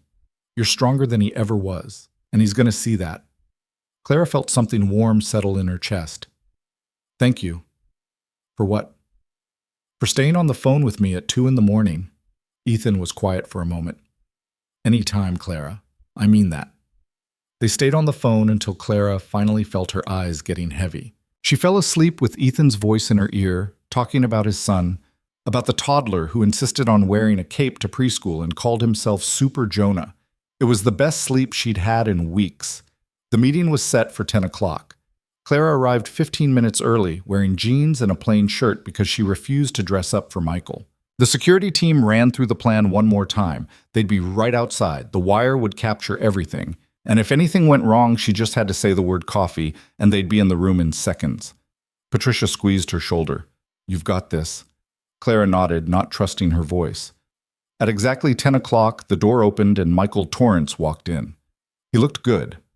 That was the first thing Clara noticed and hated herself for noticing. 3 years on a beach had been kind to him. Tanned, fit, expensively dressed. His hair was different, shorter, but the smile was the same. The one that used to make her feel like the only person in the world. Now, it just made her angry. Clara, Michael said, like they were old friends running into each other at a coffee shop. You look good. Don't. Don't what? Don't pretend this is casual. Don't act like you didn't destroy my life and disappear. Michael's smile faded slightly. He sat down across from her, folded his hands on the table. Fair enough, he said. You want to get straight to it? That's why I'm here. Okay. Michael leaned back in his chair. I want you to drop the lawsuit. Clara almost laughed. You're joking. I'm not. Drop the lawsuit, call off your attack dogs, and I'll make it worth your while. Worth my while. I'll give you $2 million. Cash. Untraceable. You can rebuild the diner, take care of your mother, start over somewhere nice. Clara stared at him, genuinely stunned. You think you can buy me off? I think everyone has a price, and yours is probably lower than you'd like to admit. The condescension in his voice made Clara's blood boil. The answer is no. Clara, you stole from my family. You let my father go to prison for your crimes. And now you think you can throw money at me and make it go away? Michael's expression hardened. Your father was weak. He signed off on deals he didn't understand, trusted the wrong people, let me do whatever I wanted because he was too busy playing golf and schmoozing investors. He trusted you. He was a fool. Clara's hands clenched into fists under the table. And me? What was I? Michael looked at her, and for a moment, something almost human flickered in his eyes. You were supposed to come with me, he said quietly. That was the plan. We'd disappear together, live on a beach somewhere, leave all of this behind. I would never have gone with you. You sure about that? You loved me, Clara. Don't pretend you didn't. I loved who I thought you were. I didn't know the real you. The real me is the same person who took you to Italy for your birthday, who proposed on that rooftop in Manhattan, who told you every secret I had. Except the one that mattered. Michael smiled, but it was sad now. Yeah, except that one. They sat in silence for a moment. Why did you do it? Clara asked. You didn't need the money. Your family had plenty. My family cut me off when I was 25, said I was reckless, irresponsible. They wanted me to earn my own way. Michael's jaw tightened. So I did. And then I earned more. And I realized I was better at it than any of them had ever been. So this was about proving something to your family. This was about taking what I deserved, what your father never appreciated. He had an empire handed to him, and he was running it into the ground with bad decisions and outdated thinking. I saved that company before I dismantled it. You destroyed it. I liberated the capital, put it to better use. Clara felt sick. You actually believe that? Michael leaned forward. Look, I didn't come here to debate ethics with you. I came here to offer you a way out. Take the money, Clara. Walk away. Let your father serve his time and move on with your life. He's innocent. He's complicit. There's a difference. Not to me. Michael sighed like she was a child refusing to see reason. Then you're going to lose. My lawyers are better than yours. I've got resources you can't match. And even if you somehow win, it'll take years. Your father will be an old man by the time he gets out. If he gets out at all. At least I'll know I tried. Stubborn, Michael said, almost fondly. That's what I always loved about you. And what drove me crazy. I'm not dropping the lawsuit, Michael. Then you're making a mistake. Probably, but it's mine to make. Michael stood up slowly. Last chance, Clara. 2 million. Final offer. Go to hell. He smiled, and this time it was the smile she remembered from the night he left. Cold, calculating. See you in court, he said. Then he walked out. Clara sat there for a long moment, her heart pounding, her hands shaking. The door opened and Patricia rushed in, followed by Ethan. We got it all, Patricia said, holding up the recording device. Every word. But Ethan was looking at Clara. You okay? Clara nodded, not trusting her voice. You did great, Ethan said, sitting down beside her. You didn't give him anything. He offered me $2 million to walk away. And you said no. Yeah. Why? Clara looked at him. Because some things aren't for sale. Ethan reached for her hand and squeezed it. I'm proud of you. Clara felt tears prick her eyes, but she blinked them away. I need air. She walked out of the conference room, past the security guards, out into the Denver morning. The sun was too bright, the air too thin. She leaned against the building and tried to breathe. Ethan followed her out. He's scared, Clara said. What? Michael, he's scared. That's why he wanted to meet. That's why he offered money. He knows we have him. Yeah, Ethan said. We do. Clara turned to face him. What if we lose anyway? We won't. But what if we do? What if everything we've done, everything we've found, isn't enough? Ethan stepped closer. Then we keep fighting. But Clara, you need to hear this. You've already won. How? My father's still in prison, Michael's still free. But you're not hiding anymore. You're not letting him control your story. That matters. Clara wanted to believe him. Come on, Ethan said, offering his hand. Let's get out of here. They drove back to the diner in silence. When they pulled into the parking lot, Clara saw someone sitting on the front step. A woman. Mid-50s, well-dressed, crying. Clara got out of the car slowly, her heart pounding. The woman looked up, and Clara's breath caught. It was Michael's mother. Eleanor Torrance stood up, wiping her eyes. Clara, I'm so sorry to ambush you like this, but I needed to see you. Clara stopped a few feet away. Why? Because I saw the interview, and I believe you. Ethan stepped up beside Clara, protective. Mrs. Torrance, I know what my son did, Eleanor said, her voice breaking. I've known for a while, and I've been too much of a coward to do anything about it. Clara felt the ground shift under her feet. You knew? Eleanor nodded, tears streaming down her face. He called me 6 months after he disappeared, told me he was safe, that he'd done what he had to do. I asked him about the money, and he laughed, said it was rightfully his. And you didn't go to the police. He's my son. Eleanor's voice cracked. I know that's not an excuse. I know I should have, but I couldn't. I just couldn't. Clara felt anger rise in her chest, but it was tangled with something else. Pity, maybe. Why are you here? She asked. Eleanor reached into her purse and pulled out a flash drive. This has everything. Emails between Michael and me, bank statements he sent showing where he moved the money, recordings of our phone calls, all of it. She held it out to Clara with a shaking hand. I can't make up for what he did, or for what I didn't do, but I can help you now. Clara took the flash drive slowly, like it might burn her. Why now? She asked. Because I watched your interview, and I saw what my son took from you, and I realized I've been protecting a monster. Eleanor wiped her eyes, straightened her shoulders. Use it, all of it. Make him pay for what he did. Then she turned and walked to her car, got in, and drove away. Clara stood there holding the flash drive, her mind reeling. Ethan put a hand on her shoulder.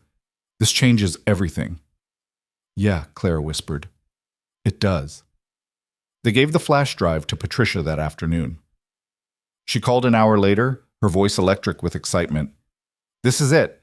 This is the smoking gun. We've got communication showing premeditation, money trails we couldn't find before, everything we needed to prove Michael planned this from the beginning. What about my father? Clara asked. With this? I'd say our odds of appeal just went up to 90%, maybe higher. Clara felt tears slip down her cheeks. Really? Really, Clara, you did it. You got him. After she hung up, Clara sat on the couch in her apartment and cried. Not sad tears, relief, exhaustion. 3 years of carrying weight she'd thought would never lift. Ethan sat beside her, not saying anything, just being there. When Clara finally stopped crying, she turned to him. What happens now? Now we file the new evidence, we push for extradition, and we wait for the courts to do their job. And Michael? Michael's done. He just doesn't know it yet. Clara leaned her head on Ethan's shoulder, feeling the warmth of him beside her. Thank you, she said quietly. For what? For believing me. When no one else did. Ethan put his arm around her. I'll always believe you.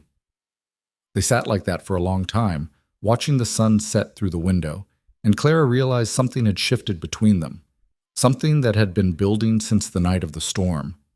She wasn't sure what to call it yet, but it felt like hope. The extradition took 6 weeks. Michael fought it every step of the way, but Eleanor's evidence made it impossible for the Cayman government to keep protecting him. By the end of March, he was on a plane back to the United States, in handcuffs, facing federal charges. Clara didn't go to see him arrested. She was at the diner, serving coffee to the morning regulars, when Patricia called with the news. It's over, Patricia said. He's in custody. Clara set down the coffee pot carefully, her hands shaking. Clara, you there? Yeah, I'm here. The appeals court ruled on your father's case this morning. They're overturning the conviction. He'll be released within the week. Clara had to sit down. The regulars at the counter looked at her, concerned, but she waved them off. Thank you, she managed. Thank you, Patricia. Thank Ethan, and thank yourself. You did this. When Clara hung up, she sat there for a long moment, trying to process what she'd just heard. Her father was coming home. Michael was going to prison. It was over. She called Ethan. He picked up immediately. Did Patricia tell you? He asked. Yeah. How do you feel? Clara laughed, and it came out shaky. I don't know. Relieved, exhausted, terrified. Terrified? What if my father doesn't want to come back here? What if he can't forgive me for bringing all of this back up? Clara, your father spent 3 years in prison for something he didn't do. Trust me, he wants to come home. Clara took a breath. Will you come with me when I pick him up? You sure you want me there? Yeah, I'm sure. There was a pause, and then Ethan said quietly, I'd be honored. The day Richard Bennett walked out of prison was bright and clear, the kind of spring day that felt like a promise.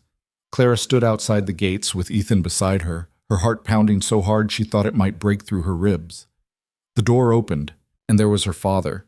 He looked older, thinner, but when he saw Clara, his face broke into a smile that made him look young again.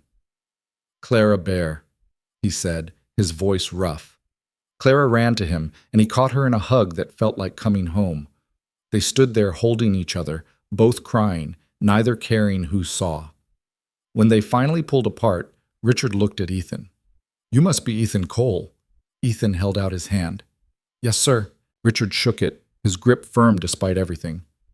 Thank you for what you did for my daughter. She did it herself, Ethan said. I just helped.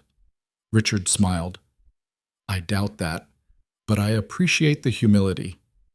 They drove back to the diner together, Richard in the front seat, looking out the window like he was seeing the world for the first time. I can't believe it's real, he said quietly. I kept thinking I'd wake up and still be in that cell. You're out, Dad, for good. Richard reached over and squeezed her hand. Because of you. When they pulled up to the diner, Clara's mother was waiting on the front step. The nurse had brought her down, dressed her in the blue cardigan Richard had bought her for their 30th anniversary. She didn't remember much these days, the stroke and the stress having taken most of her recent memories. But when she saw Richard, something flickered in her eyes. Richard? She said, uncertain. Hi, sweetheart, Richard said, walking toward her slowly. Where have you been? Away, but I'm home now. She smiled, and for a moment she was the woman she used to be. Good. I missed you. Richard pulled her into his arms and held her while she cried. Clara stood with Ethan, watching her parents reunite, and felt something break open in her chest. You did that, Ethan said quietly. We did that, Clara corrected. Ethan took her hand and she didn't pull away. They stood there together, watching the family she'd fought so hard to save finally come back together. And Clara realized that for the first time in 3 years, she could breathe. The first week after Richard came home, Clara barely slept. She kept waking up at 3 in the morning, heart pounding, convinced it had all been a dream. That she'd walk downstairs and find the apartment empty, her father still locked away, Michael still free, everything still broken. But every morning, she'd come down to find her father sitting at the kitchen table with coffee, reading the newspaper like he used to, and the relief would hit her all over again. He was really home. The diner felt different now, lighter somehow. Richard helped out where he could, greeting customers, managing inventory, things that didn't require him to be on his feet too long. 3 years in prison had taken a toll on his body that Clara tried not to think about too hard. Her mother had good days and bad days. Some mornings she'd wake up and know exactly who Richard was, would kiss him and ask what he wanted for breakfast. Other days she'd look at him like a stranger and ask the nurse when her husband was coming home. On those days, Richard would just smile and say, "Soon, sweetheart, soon." Clara didn't know how he did it. "You learn to accept what you can't change," he told her one night after her mother had gone to bed. They were sitting in the diner, the place empty and quiet. "And you hold on to the good moments when they come." Does it hurt when she doesn't remember? Richard was quiet for a long moment. Every time. But I'd rather be here for the days she does remember than not be here at all. Clara reached across the table and took his hand. His fingers were rough, scarred in places she didn't remember. "I'm sorry, Dad, for all of it." "You have nothing to be sorry for. I brought Michael into our lives. I vouched for him. And he fooled all of us. That's on him, not you." Richard squeezed her hand. "You saved me, Clara.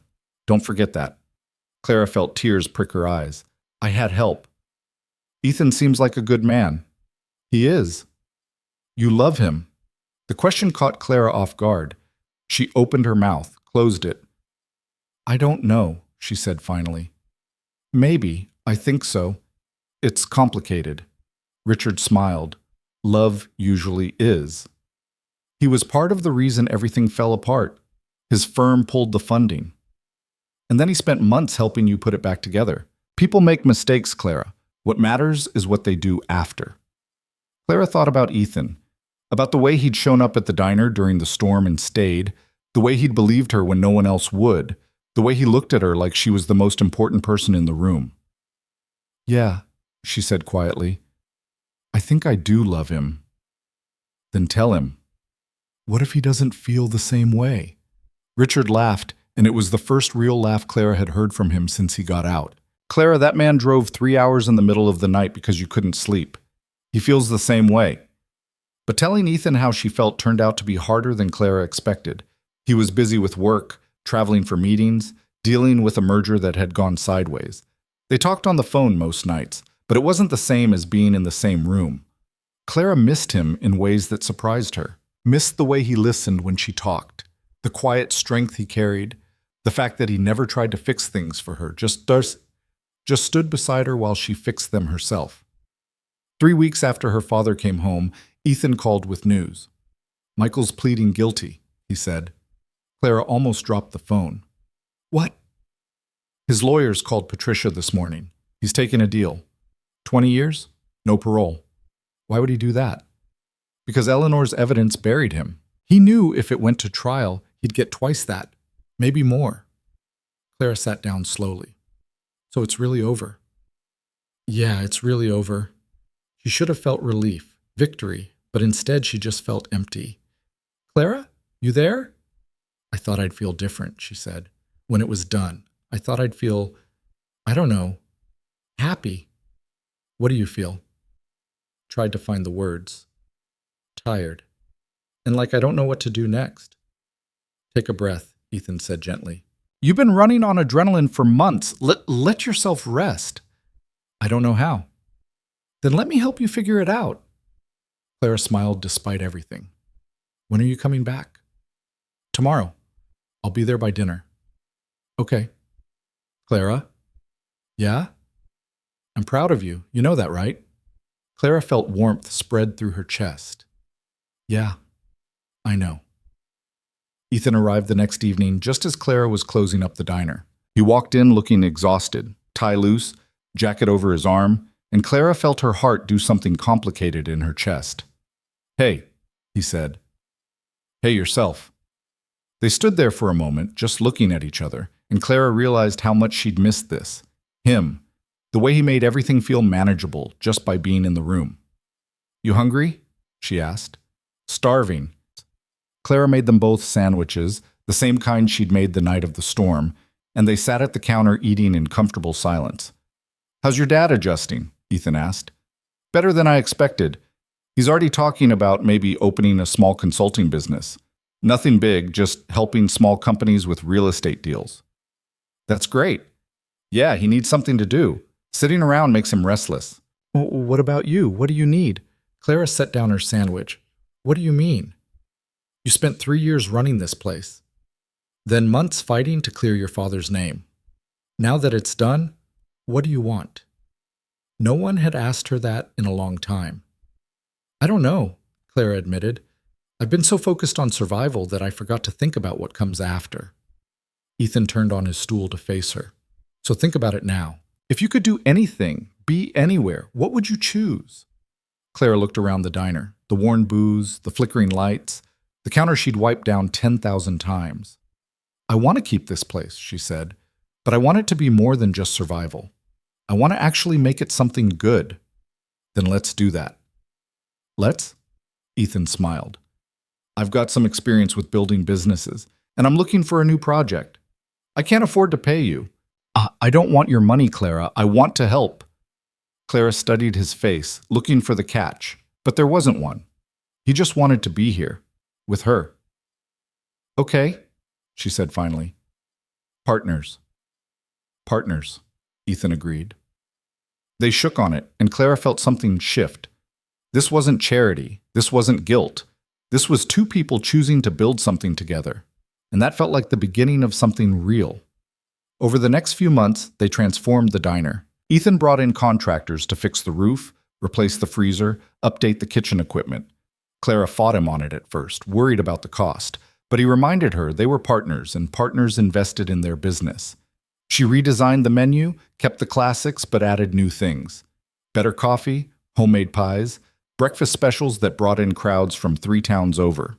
Richard helped with the business side, setting up proper accounting, negotiating with suppliers, making sure everything was above board and sustainable. And slowly, the diner stopped being a place Clara ran to hide and started being a place she was proud of.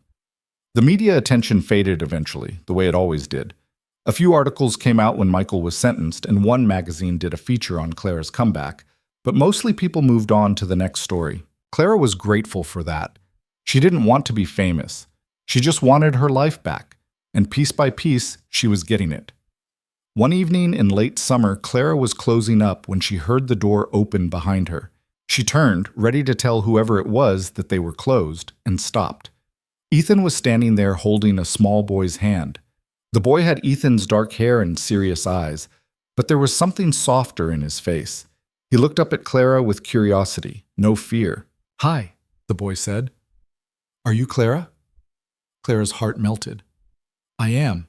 You must be Jonah." Jonah nodded solemnly. "Daddy says you make the best grilled cheese in the whole world." Clara laughed, glancing at Ethan. "Does he now?" Ethan shrugged, smiling. "I might have mentioned it once or twice." "Can I have one?" Jonah asked hopefully. "Absolutely. Grab a seat." Clara made 3 grilled cheese sandwiches while Jonah told her about preschool, his favorite dinosaur, and the time he saw a real fire truck. Ethan sat beside his son, occasionally correcting details, but mostly just letting him talk. Watching them together made Clara's chest ache in the best way. After dinner, Jonah fell asleep in the booth, his head on Ethan's lap. "Sorry," Ethan said quietly. "He crashes hard after 8. "Don't apologize. He's sweet. He wanted to meet you. He's been asking for weeks." "I'm glad he did." Ethan looked down at his sleeping son, then back at Clara. "Can we talk?" Clara felt her heart rate pick up. "Sure." Ethan carefully slid out from under Jonah, laying him down gently on the booth cushion. Then he walked over to where Clara was standing by the counter. "I need to tell you something," he said. And I've been putting it off because I didn't want to complicate things while you were dealing with everything else. But I can't keep it in anymore. Clara's mouth went dry. Okay. I'm in love with you. The words hung in the air between them, simple and terrifying. I've been in love with you since the night of the storm, Ethan continued, when you stood in this diner and took care of everyone without asking for anything in return. And it's only gotten worse since then. Worse? Clara managed. Worse. Better. I don't know. But I can't stop thinking about you, and I don't want to. And I know the timing is terrible, and I know we're business partners now, and I know I was part of what destroyed your life, but... Clara kissed him. It wasn't planned, wasn't smooth. She just reached up, grabbed his shirt, and pulled him down to her. Ethan froze for half a second, then kissed her back, his hands coming up to cup her face. It felt like coming home. When they finally pulled apart, both breathing hard, Ethan rested his forehead against hers. So that's a yes? He asked. Clara laughed, and it came out shaky. Yeah, that's a yes. To what? To all of it. To you loving me. To me loving you back. To whatever this is. Ethan pulled back to look at her. You love me? Apparently I'm terrible at hiding it. When did you know? Clara thought about it. Probably when you showed up at 2 a.m. because I couldn't sleep. Or maybe when you washed dishes with me. Or when you believed me about Michael when you had no reason to. I had every reason to. You're the most honest person I've ever met. I'm also a mess. Yeah, but you're my mess. Clara hit him lightly on the chest. That was terrible. I know, I'm not good at this. Neither am I. So we'll figure it out together. Okay? They kissed again, slower this time, and Clara felt something settle in her chest that had been restless for years. This was what it was supposed to feel like. Not perfect, not easy, but right. A small voice interrupted them. Are you guys kissing? They broke apart to find Jonah sitting up in the booth, rubbing his eyes. Ethan cleared his throat. Yeah, buddy. Does that mean Clara's your girlfriend now? Ethan looked at Clara, raising an eyebrow. I guess it does, Clara said. Jonah considered this seriously. That's good. I like her. Me too, buddy, Ethan said. Me too. The fall brought changes neither of them expected. Richard's health took a turn. Nothing catastrophic, but enough that he needed to slow down, step back from the diner. Clara hired additional help, 2 local women who needed work and didn't mind the early hours. Her mother had more bad days than good now. The nurse said it was normal, progressive, that they should prepare for it to get worse. Clara tried to prepare, but she didn't know how. Ethan was there through all of it, not trying to fix anything, just present. He'd sit with her mother on the days she was confused, talking to her about things that didn't matter, making her laugh. He'd help Richard with physical therapy exercises, keeping him company through the frustration. And he'd hold Clara when she broke down, which happened more often than she liked to admit. I thought once Michael was gone, everything would be okay, she told him one night. They were in her apartment, curled up on the couch. But it's not. My mom's getting worse. My dad's body is failing, and I can't fix any of it. You're not supposed to fix it, Ethan said gently. You're just supposed to be here. That doesn't feel like enough. It's everything. Jonah started calling Clara by name around October. Not Dad's girlfriend or that lady, just Clara. And sometimes, when he was tired or happy, it sounded almost like family. One Saturday, Ethan brought him to the diner for breakfast, and Jonah climbed up on a stool and announced, I want pancakes, the kind Clara makes. The kind Clara makes, Ethan repeated, amused. With the smiley face and chocolate chips. Clara smiled. Coming right up? While she cooked, she listened to Jonah tell Ethan about school, about the bully who'd pushed him but then said sorry, about the picture he'd drawn of the 3 of them. 3 of who? Ethan asked. Me and you and Clara. We're at the diner, see? That's the counter. Clara turned to look. Jonah was holding up a piece of construction paper covered in crayon. 3 stick figures, 1 small, 2 tall, standing in front of a brown rectangle. Her throat went tight. That's beautiful, buddy, Ethan said quietly. Can Clara keep it? Jonah asked. If she wants to. Clara walked over, took the picture carefully. I'd love to keep it. Thank you, Jonah. He beamed at her, and Clara felt her heart crack open just a little more. That night, after Jonah was asleep and Ethan was getting ready to leave, Clara stopped him at the door. "I want you to know something," she said. "What's that?" "I don't just love you, I love him too." Ethan's eyes softened. "He loves you too. He asks about you every day." "Is that okay? That I love your son?" "Clara, that's everything. That's all I could ever want."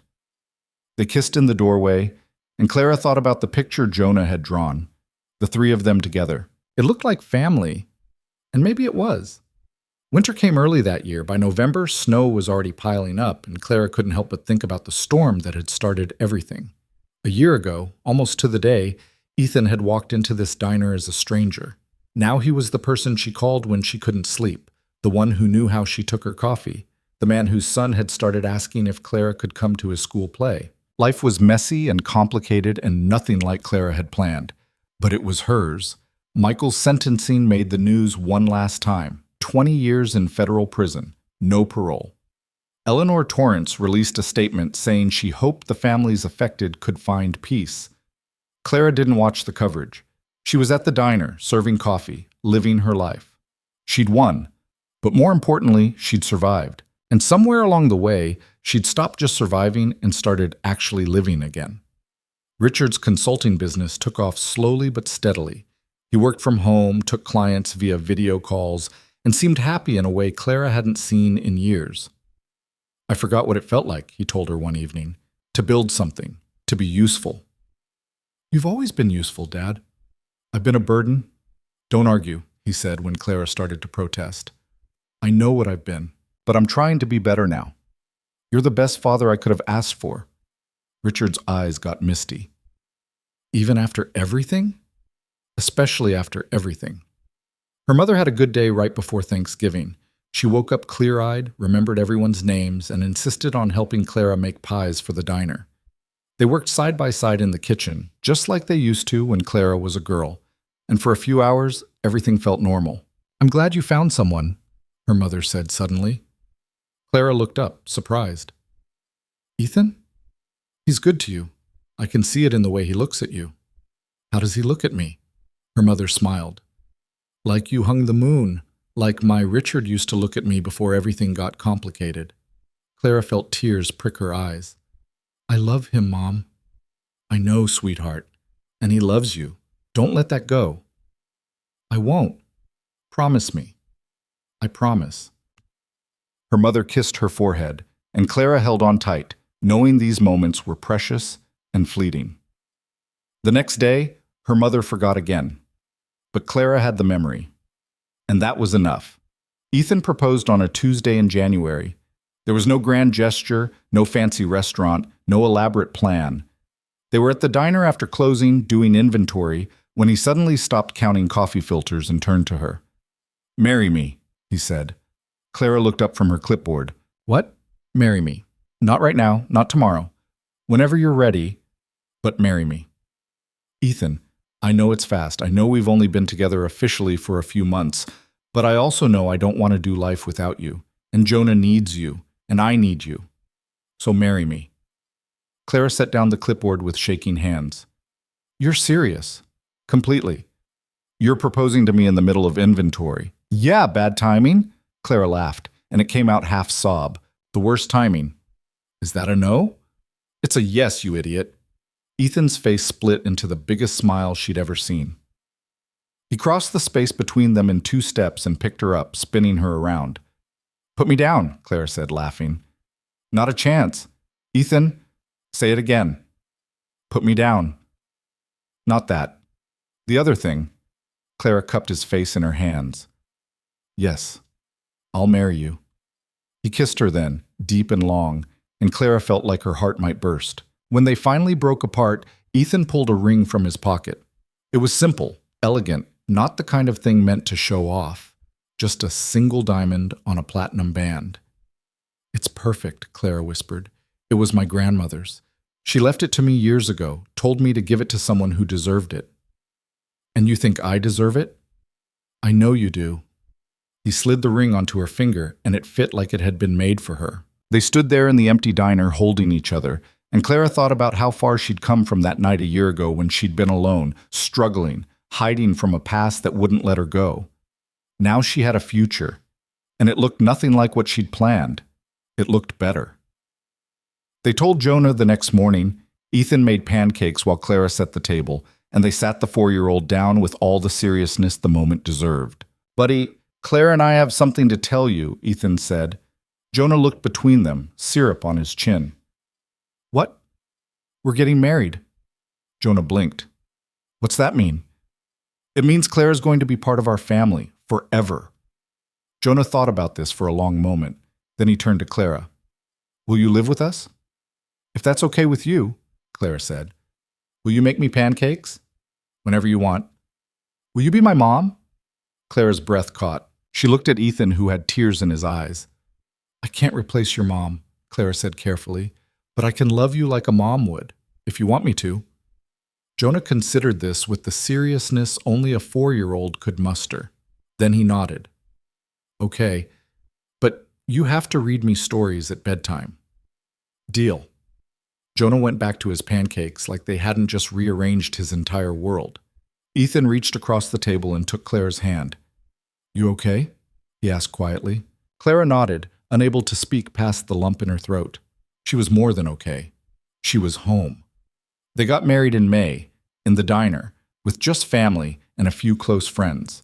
Richard walked Clara down the aisle between the booths, his hand steady on her arm despite the cane he needed now. Her mother sat in the front, clear-eyed and present, wearing the dress Clara had picked out for her. Jonah stood beside Ethan as best man, holding the rings in a small box and taking his job very seriously.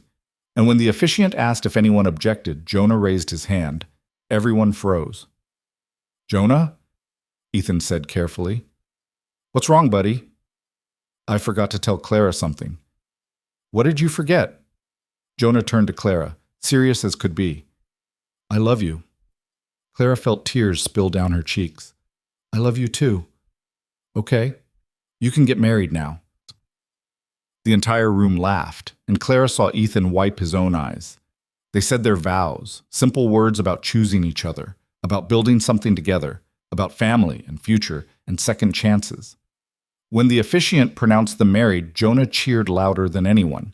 The reception was small, just dinner at the diner, the same food Clara had been serving for years. But it tasted better somehow, surrounded by people she loved. Richard gave a toast that made everyone cry. He talked about losing everything and finding out what actually mattered, about his daughter's strength, about the man who'd helped her fight, about the second chances they'd all been given. "Life isn't about the money you make or the empire you build," Richard said, looking at Clara and Ethan. "It's about the people you love and the family you create. And I'm grateful that even in my darkest moment, I never lost sight of that." He raised his glass. "To Clara and Ethan, may you build something beautiful together." Everyone drank, and Clara felt her father's words settle into her bones. This was what mattered, not the money Michael had stolen, not the years she'd lost, not the scandal or the shame or the pain. This, the people in this room, the love that had survived everything, the family she'd fought so hard to save, and the new family she'd found along the way. Later that night, after everyone had gone home and the diner was quiet, Clara and Ethan stood in the kitchen washing dishes together. It reminded Clara of that first night when Ethan had surprised her by helping without being asked.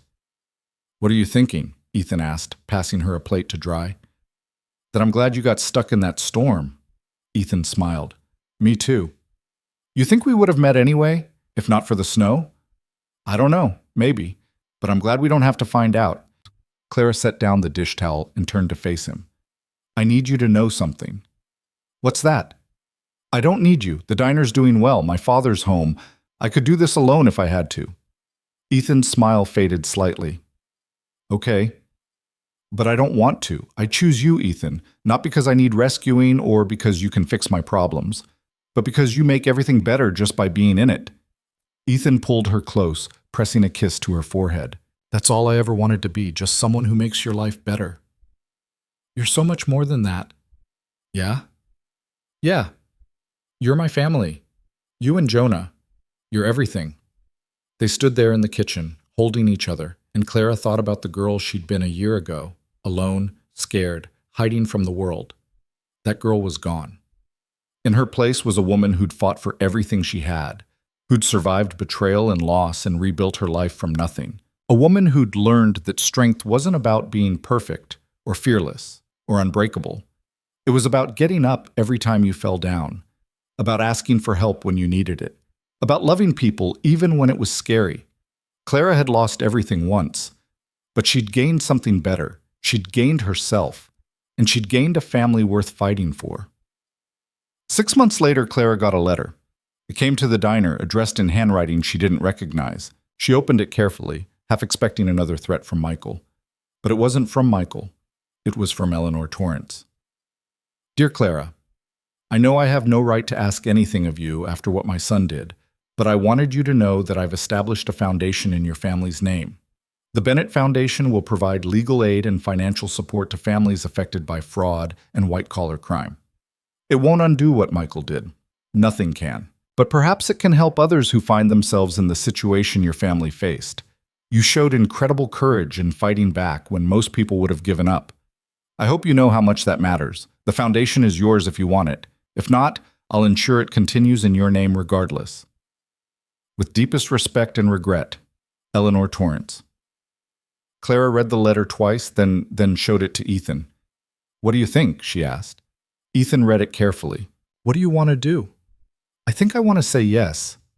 Not because I forgive Michael, but because maybe something good can come from all of this. Then let's make it happen.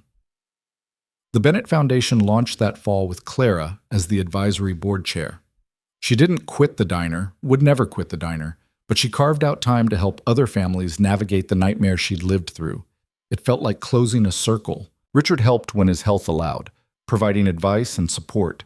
He seemed energized by the work, like he'd finally found a way to make meaning from everything they'd lost. Clara's mother had fewer good days now, but the ones she had were treasured. She'd hold Clara's hand and tell her she was proud, and Clara would hold on tight and thank her for everything. Jonah started kindergarten and told everyone his mom ran a diner and helped people. When his teacher asked if he meant his dad's wife, he looked at her like she was crazy. Clara's my mom, he said simply.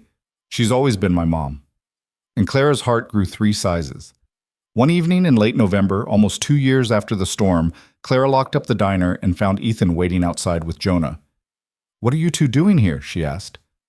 We have a surprise, Jonah said, bouncing with excitement. What kind of surprise? Ethan took her hand. Come on. They walked to the parking lot, where a car Clara didn't recognize was parked under the streetlight. What's this? Clara asked. Open the trunk, Ethan said. Clara opened it and found it full of boxes, decorations, lights, a small artificial tree. What? It's almost Christmas, Jonah explained. And you said you haven't had a real Christmas in forever, so we're making one. Clara looked at Ethan, who shrugged. Kid's idea, I just bought the supplies. They spent the next 2 hours transforming the diner, stringing lights along the windows, setting up the tree in the corner, hanging ornaments that Jonah had made in school. By the time they finished, the place looked magical. Clara stood in the middle of it all, looking at the lights and the decorations and the family she'd somehow built, and felt tears slip down her cheeks. You okay? Ethan asked, wrapping his arms around her from behind. Yeah, Clara whispered. I'm perfect. Liar. She laughed. Okay, not perfect, but happy. Really, truly happy. Good, you deserve it. Jonah ran over and hugged them both. Can we have hot chocolate now? Absolutely, Clara said. They made hot chocolate in the diner kitchen, piled extra marshmallows in Jonah's cup, and sat together in a booth watching the lights twinkle. This was her life now, not the one she'd planned, not the one she'd lost, something better, something real. And as Clara sat there between her husband and her son, in the diner she'd fought so hard to keep, she realized she wouldn't change a single thing, not the storm that brought them together, not the struggle that made her stronger, not even the pain that taught her what actually mattered, because all of it had led her here, to this moment, to this family, to this life she'd built from the broken pieces of everything she'd lost. Clara Bennett had started with nothing, and she'd ended up with everything that mattered. Outside, snow began to fall, soft and quiet, blanketing the world in white. Inside the diner, the lights glowed warm, and Clara smiled, holding tight to the people she loved, knowing that whatever came next, they'd face it together. The storm had passed, and the sun was finally shining through.